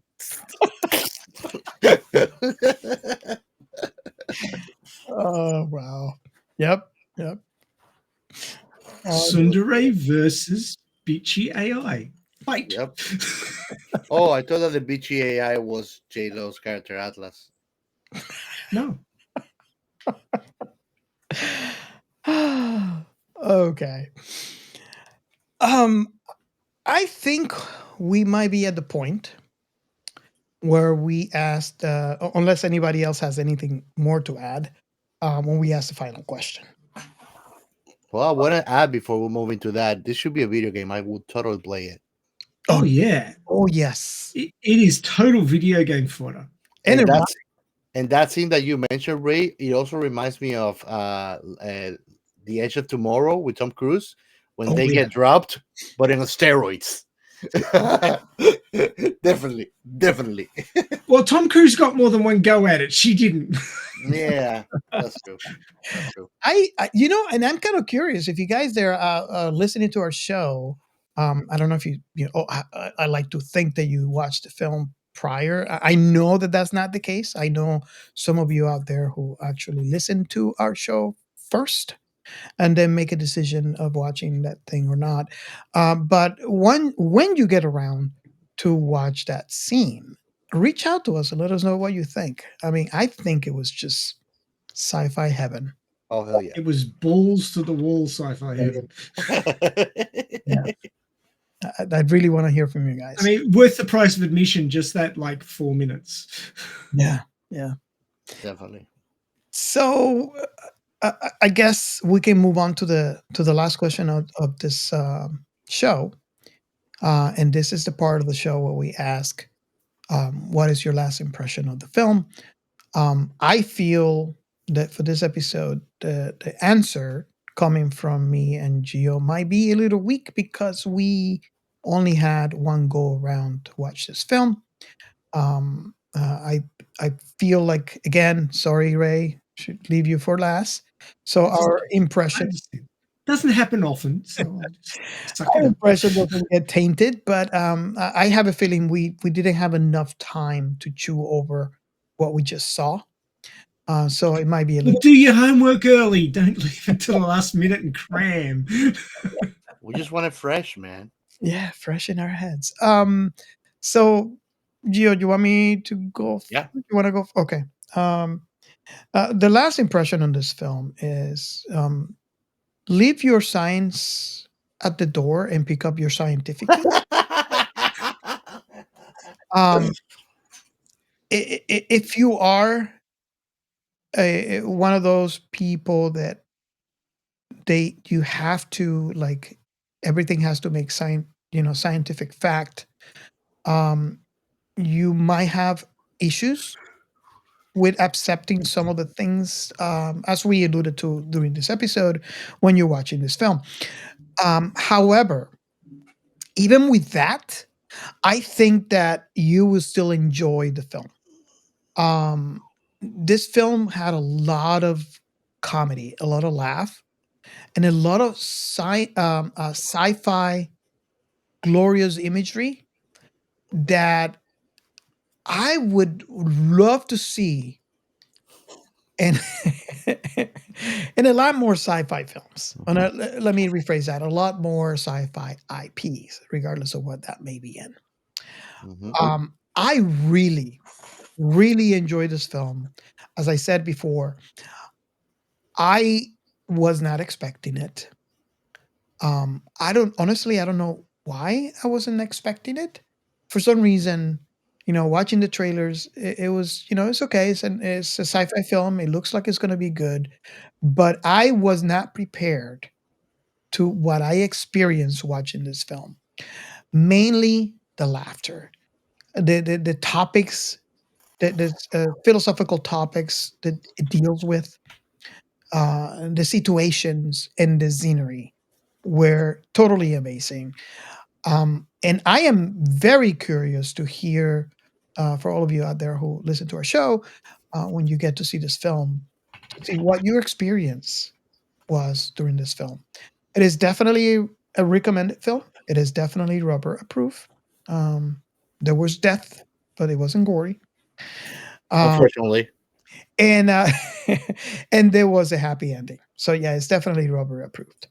But I strongly recommend this film. It was a lot of fun. In addition to to how funny it was a lot of fun to watch. And that is my final thought. All right. I'm gonna just say everything he says. I would definitely suggest it. I think that is a movie that you can watch more than once, at least more times than Life Force. Um, uh, and I think that it was a good comeback for J Lo in the big screen. To be honest, at least on the action movie theaters, like action and sci-fi, I think that it was a great comeback. And I hope to see more of her, actually. She did a good job in this movie. I love the dynamics between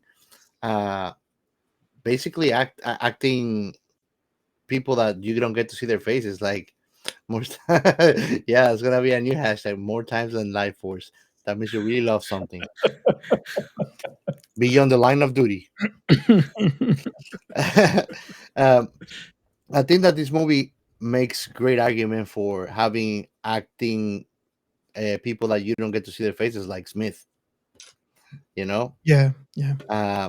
there's so many ways to do acting that we take for granted or we don't really conceive because they just go like very low key playing at the screen and you don't get to see. But that was a person acting behind that voice, and that was great acting. I actually have come to get a lot more appreciation with voice actors after I've started consuming more and more. And they are the big underdogs on filmmaking. Yeah. And I think that Netflix has a good future when it comes to good filmmaking too. This movie is a testament to that. I think, for real. As long as they get a proper scientific advisor, I agree. Yeah, don't count on that, man. That's why it's science fiction. Nah, there's a lot of science fantasy in this, I got to say. That's for sure.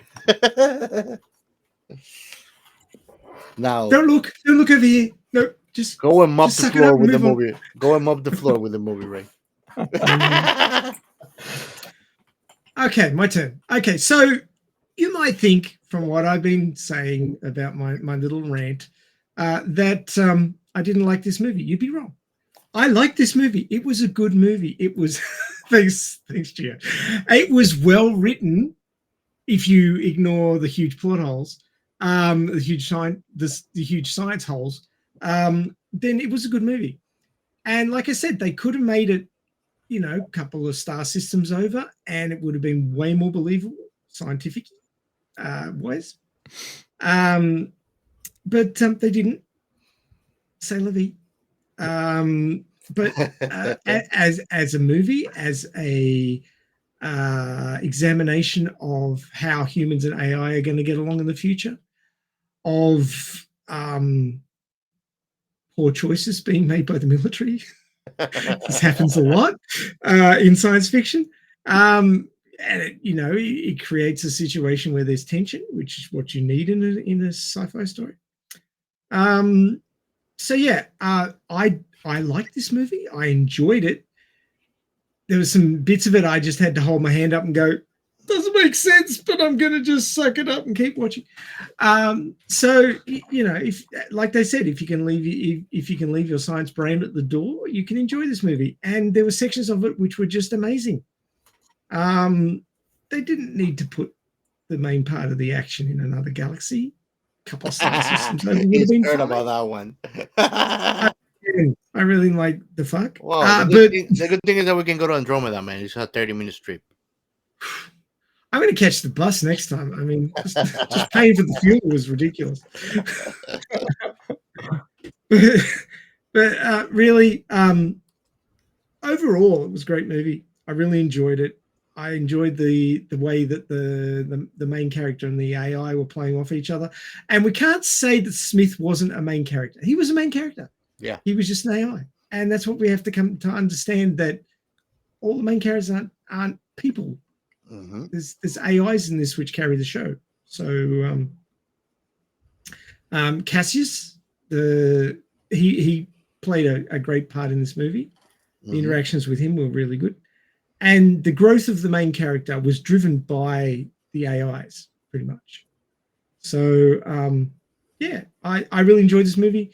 You should watch it and come to your own conclusions, but it is an enjoyable watch. You will enjoy, a good 87% of this movie. to just pull up a random percentage, which is what my son does on regular occasions. So highly recommend it. Check it out. You will enjoy at least 87%. Awesome. Okay, so I guess we can move on to the last question. I mean, the last segment, and this time I'll make sure and press the right button.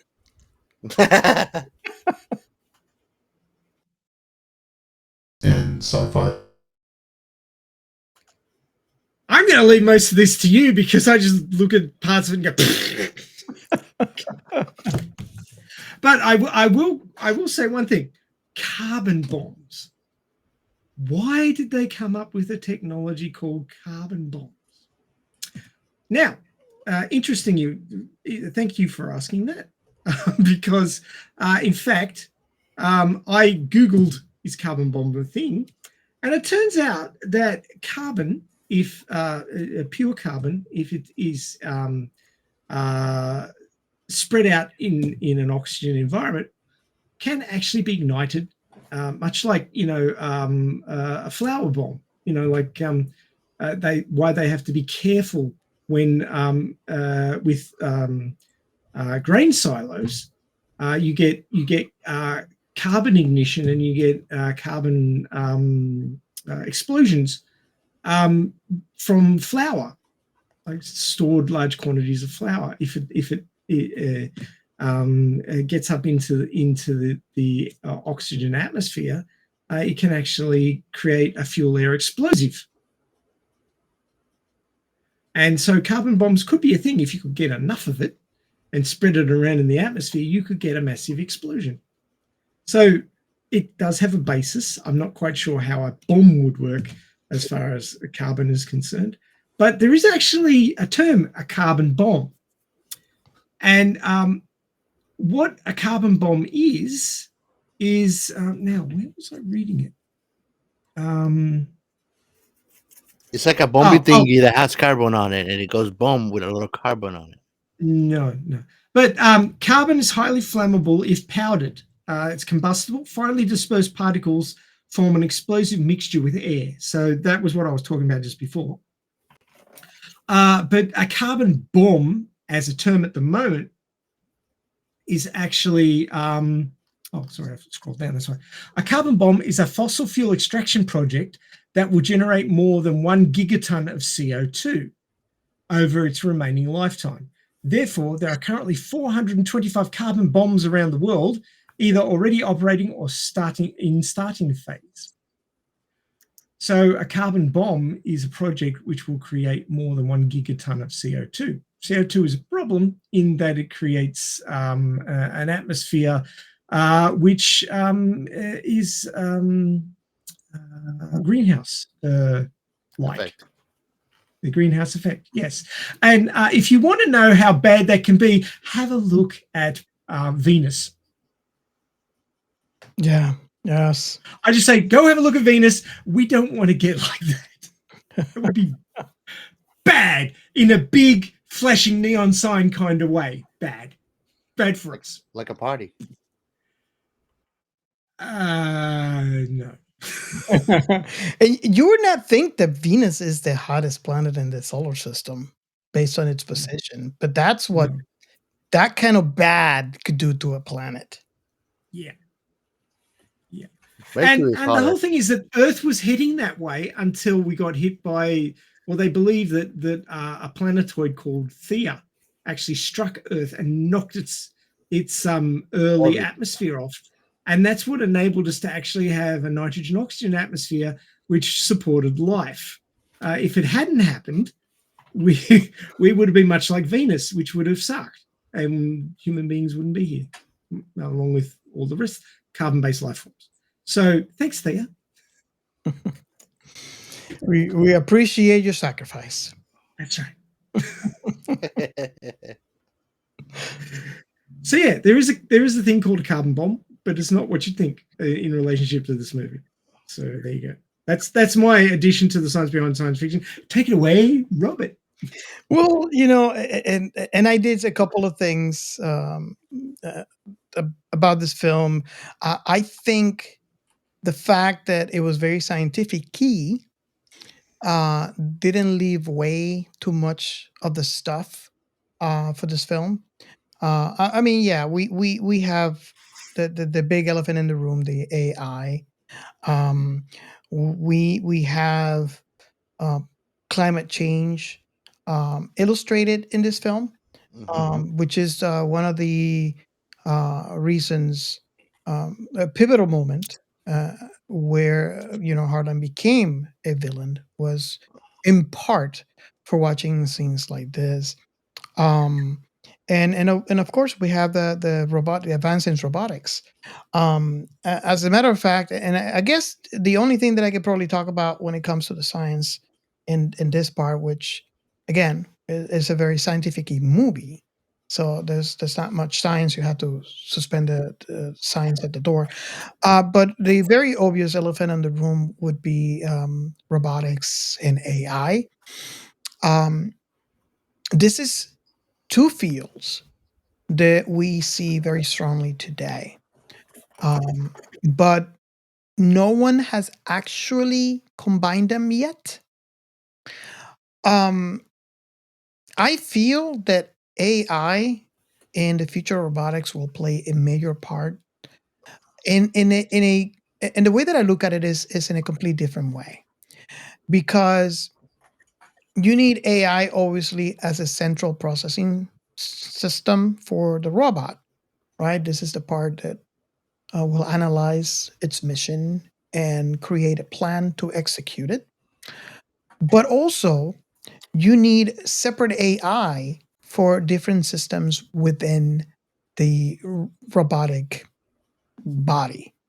The way that I envision this in the future is you would need an AI to control how feet work independently, mainly independently from the main AI, which controls the main operating system of the robot. You need one that controls the knee, another one that controls each leg, arm, and so forth. Can I add to that for a second? Yes. It's actually interesting that you say that, because certain creatures, including ourselves, have sub-processors which control the way our limbs move, which is almost but not quite separate from how from thinking about it. You walk along in your everyday life without thinking about moving your legs. You just go, I'm going to walk over there, and you do it. Mm-hmm. But how is that actually functioning? There's a thing called the reflex arc, which works from your spine. And if you want to see a perfect example of the reflex arc, go and burn yourself. I'm not recommending it, but this is when you see the reflex arc in action. You will touch something hot, you'll pull away from it before you realize you've burnt yourself. That is the reflex arc in action. The nerve impulse goes to your spine and then creates a response before it gets to your brain.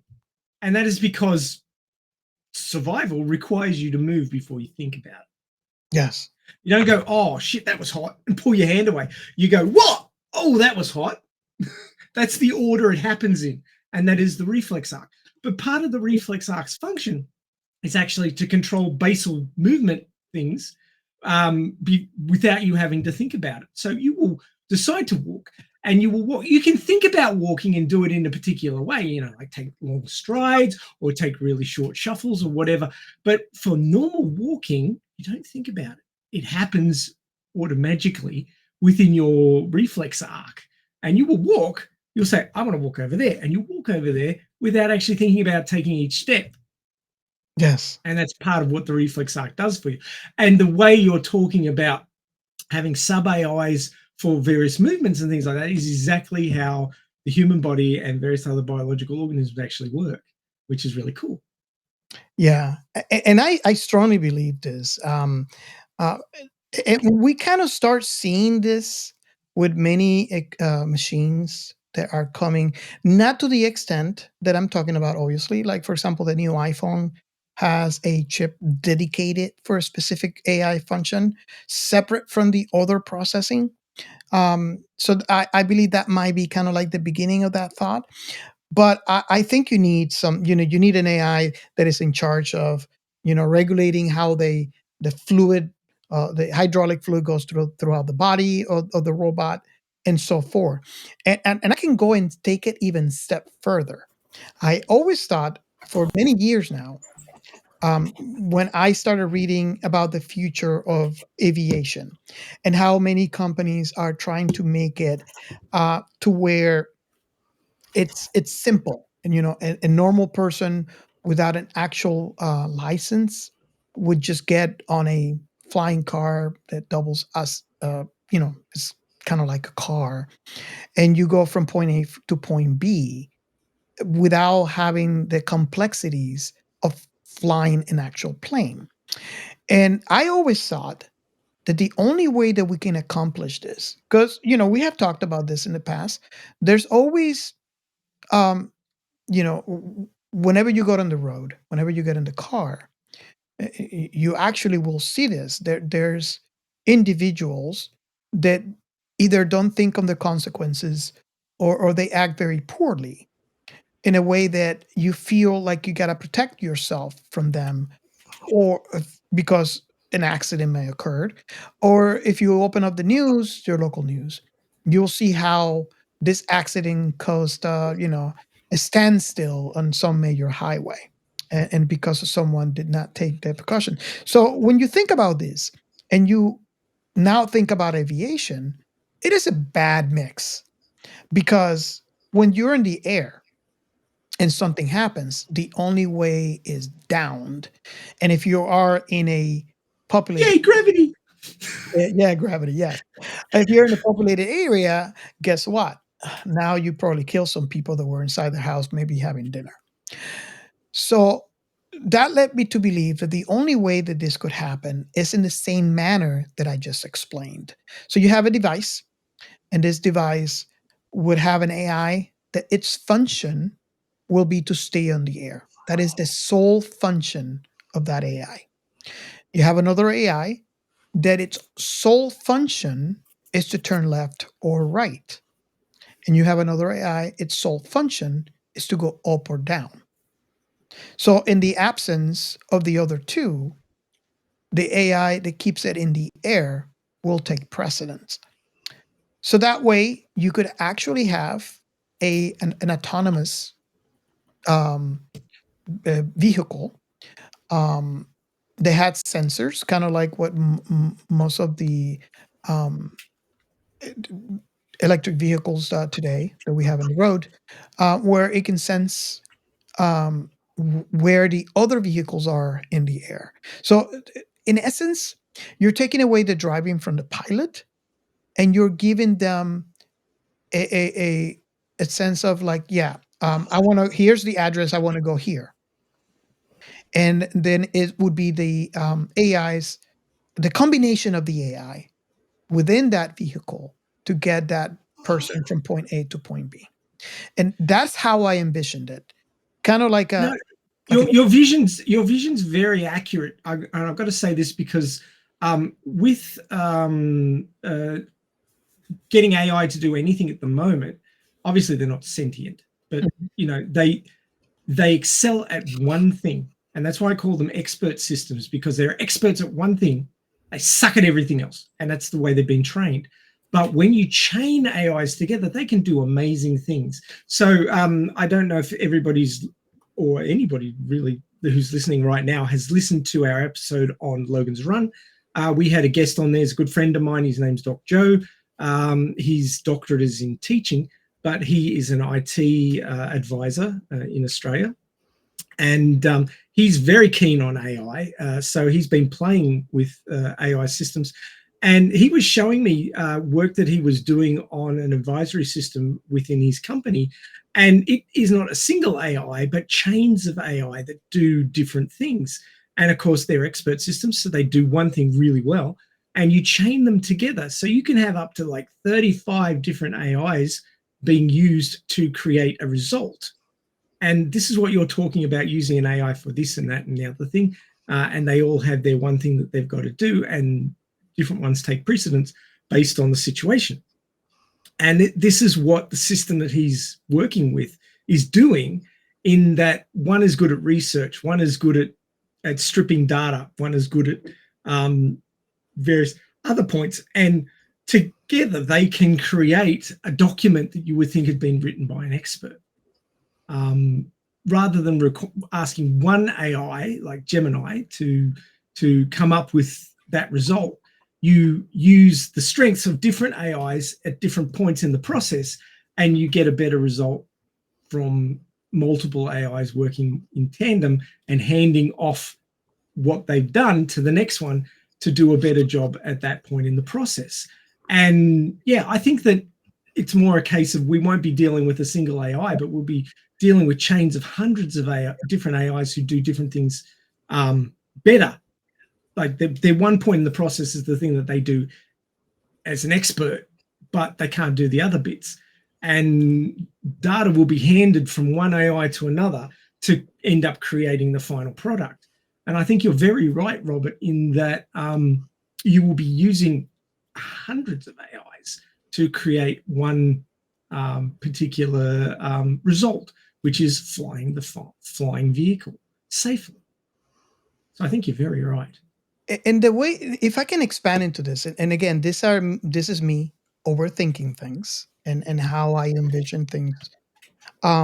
If I expand into that, the way that I see it is you have a system, an AI system, that its only job is to keep it in place vertical. So it could be a few feet above the ground and it will stay there. It could be 100 feet above the ground and you stay there.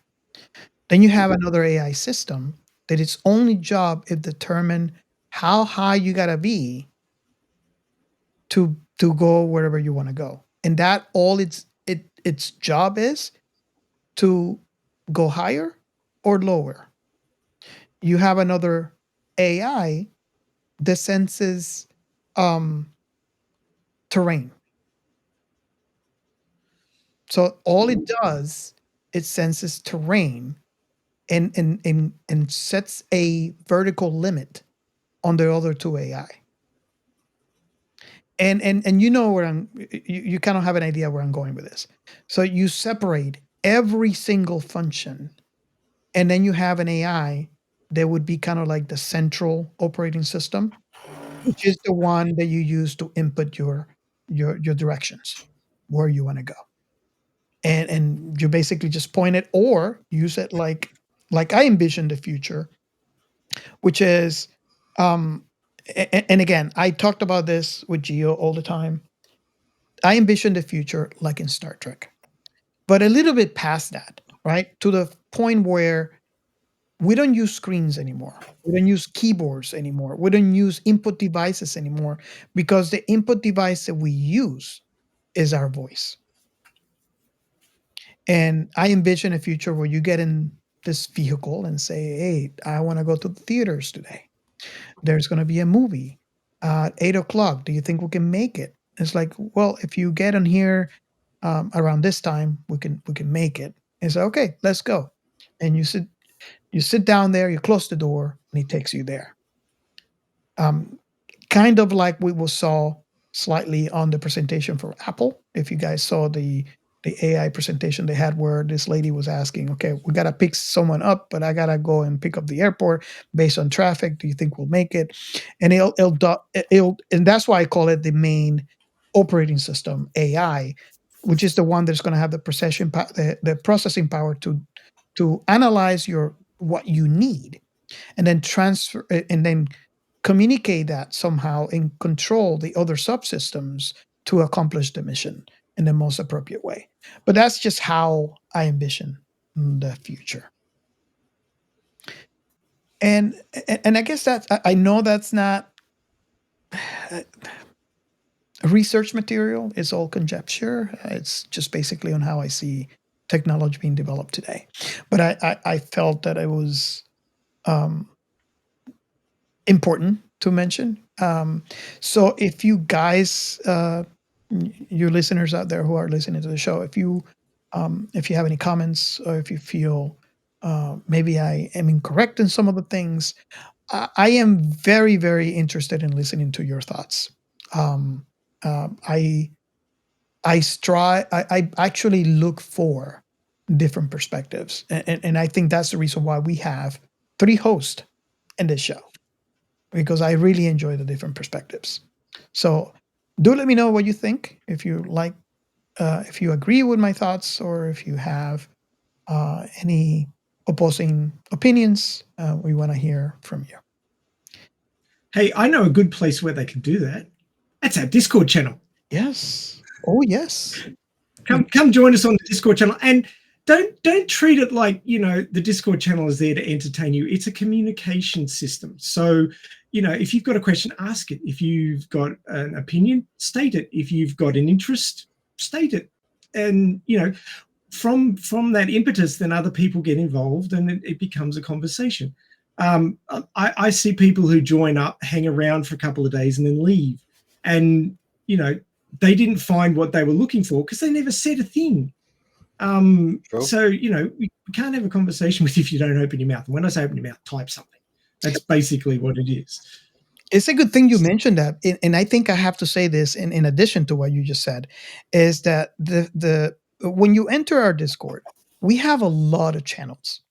So if I open it up from the get-go, it's going to be very confusing for you because there's going to be a lot.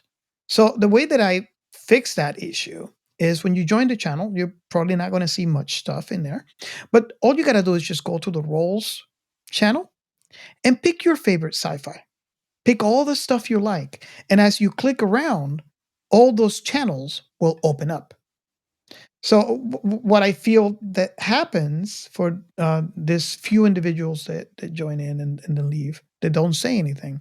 I actually seen where they don't select anything.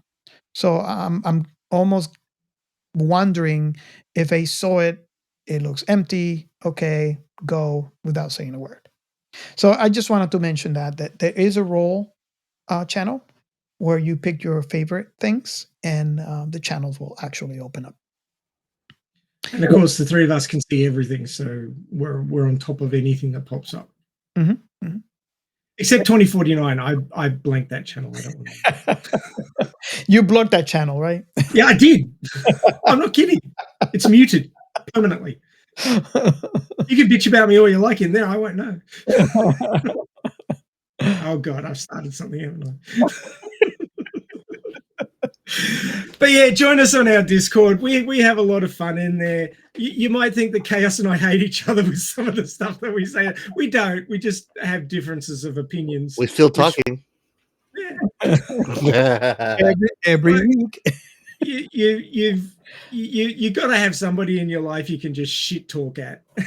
And we understand each other, so it's fine. I mean, if you saw our PMs, it's probably twice as much as what we say out in public, because we're just like, did you see this? It's a piece of shit. It's not a piece of shit. I really like this part about it. Oh, no, you're an idiot. No, you're an idiot. It just goes on and on and on. We understand each other. You just gotta understand that people have difference of opinions. So we got private messages, so we don't get canceled. Yeah, exactly. There's lots of things that we say to each other that really shouldn't be out in public. But anyway, there's the Discord. We also have some websites, sciencefictionremnant.com, which is our main source for our current catalogue of podcasts. You can find our latest episode there, or the back catalogue. You can also find our articles there. They're posted up moderately regularly when we come up with something interesting that we want to share with you. So check that all out. You can surf around in that one and find all the cool stuff that we've produced so far and we want to say. We also have another website. This is sci-fi.net. It's in its early stages. We want to make that a hub for creators and people interested in expanding their scientific interests and can get into new parts of sci-fi. Oh, God. Gio, the way you're rubbing that thing just looks worrisome. Wow. Way to derail me, man. But yeah, so you can check out this is sci-fi.net. It's in its early stages, and if you want to include yourself in there and get involved, please let us know and we will add you. We have a Patreon. It's a bit light on at the moment, but tell us what you'd like to see in there. Join up and you will be helping this podcast and our channels on YouTube to expand and grow and get more people interested, because the more that you're interested, the more that we're interested. We like to hear from you.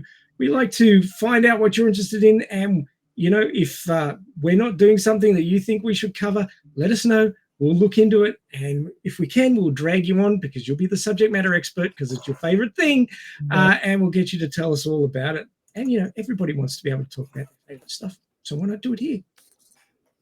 Got to be scientific, though. Oh, we can also break all your illusions about it when we talk about it. Oh yeah, that could happen. Just be warned. You got to have a strong grip on your point of view, because it will be challenged. You can, if you find a monthly addition to our coffers to be a little bit too much for you, you can do a one-off thing with Buy Me a Coffee. There's an option there to go to that one. Of course, all of these links will be in the show notes if you're just listening to the podcast, but a month later, they will be on screen on the YouTube channel, and you can scan the QR codes and get there in that fashion. So Buy Me a Coffee is an option if you would like to help out. We need to keep Chaos caffeinated, or he gets even more chaotic. So to keep the universe safe, buy him a coffee. We have the hotline. As you've heard before, people have been using it. Thank you so much for leaving us messages. We love to hear from you guys. So do use the hotline.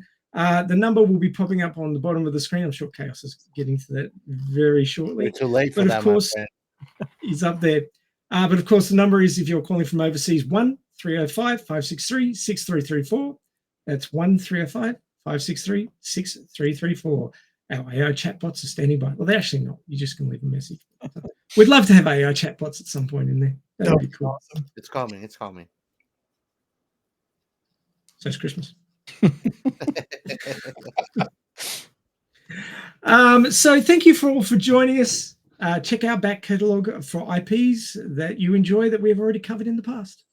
Also free to reach out on Discord and let us know if you'd like us to cover something else. As I said before, that's the best way to contact us. We will be hanging around there because I'm down in Australia and these guys are in Florida. There's usually one of us on at some time of the day or night, so you can leave a message there. But if we don't get back to you, don't feel like we're snubbing you. Sometimes it just takes time to get through all the messages and to come up with a response if you've asked a question. Despite the way it looks, we don't know everything, and we have to go off and do research sometimes to come up with a response that's worthy of your time. So do be a little bit patient for that. But we'd love to hear from you. We'd love to talk to you on Discord. Do drop in and get involved with the discussion, because talking about sci-fi is what we do. We love doing it, and we want you to enjoy it as well. So do come and join us for that. But other than that, that's the end of this show. Look forward to the next one in a week's time, and thanks for listening. Bye for now. See you next time. Lightspeed.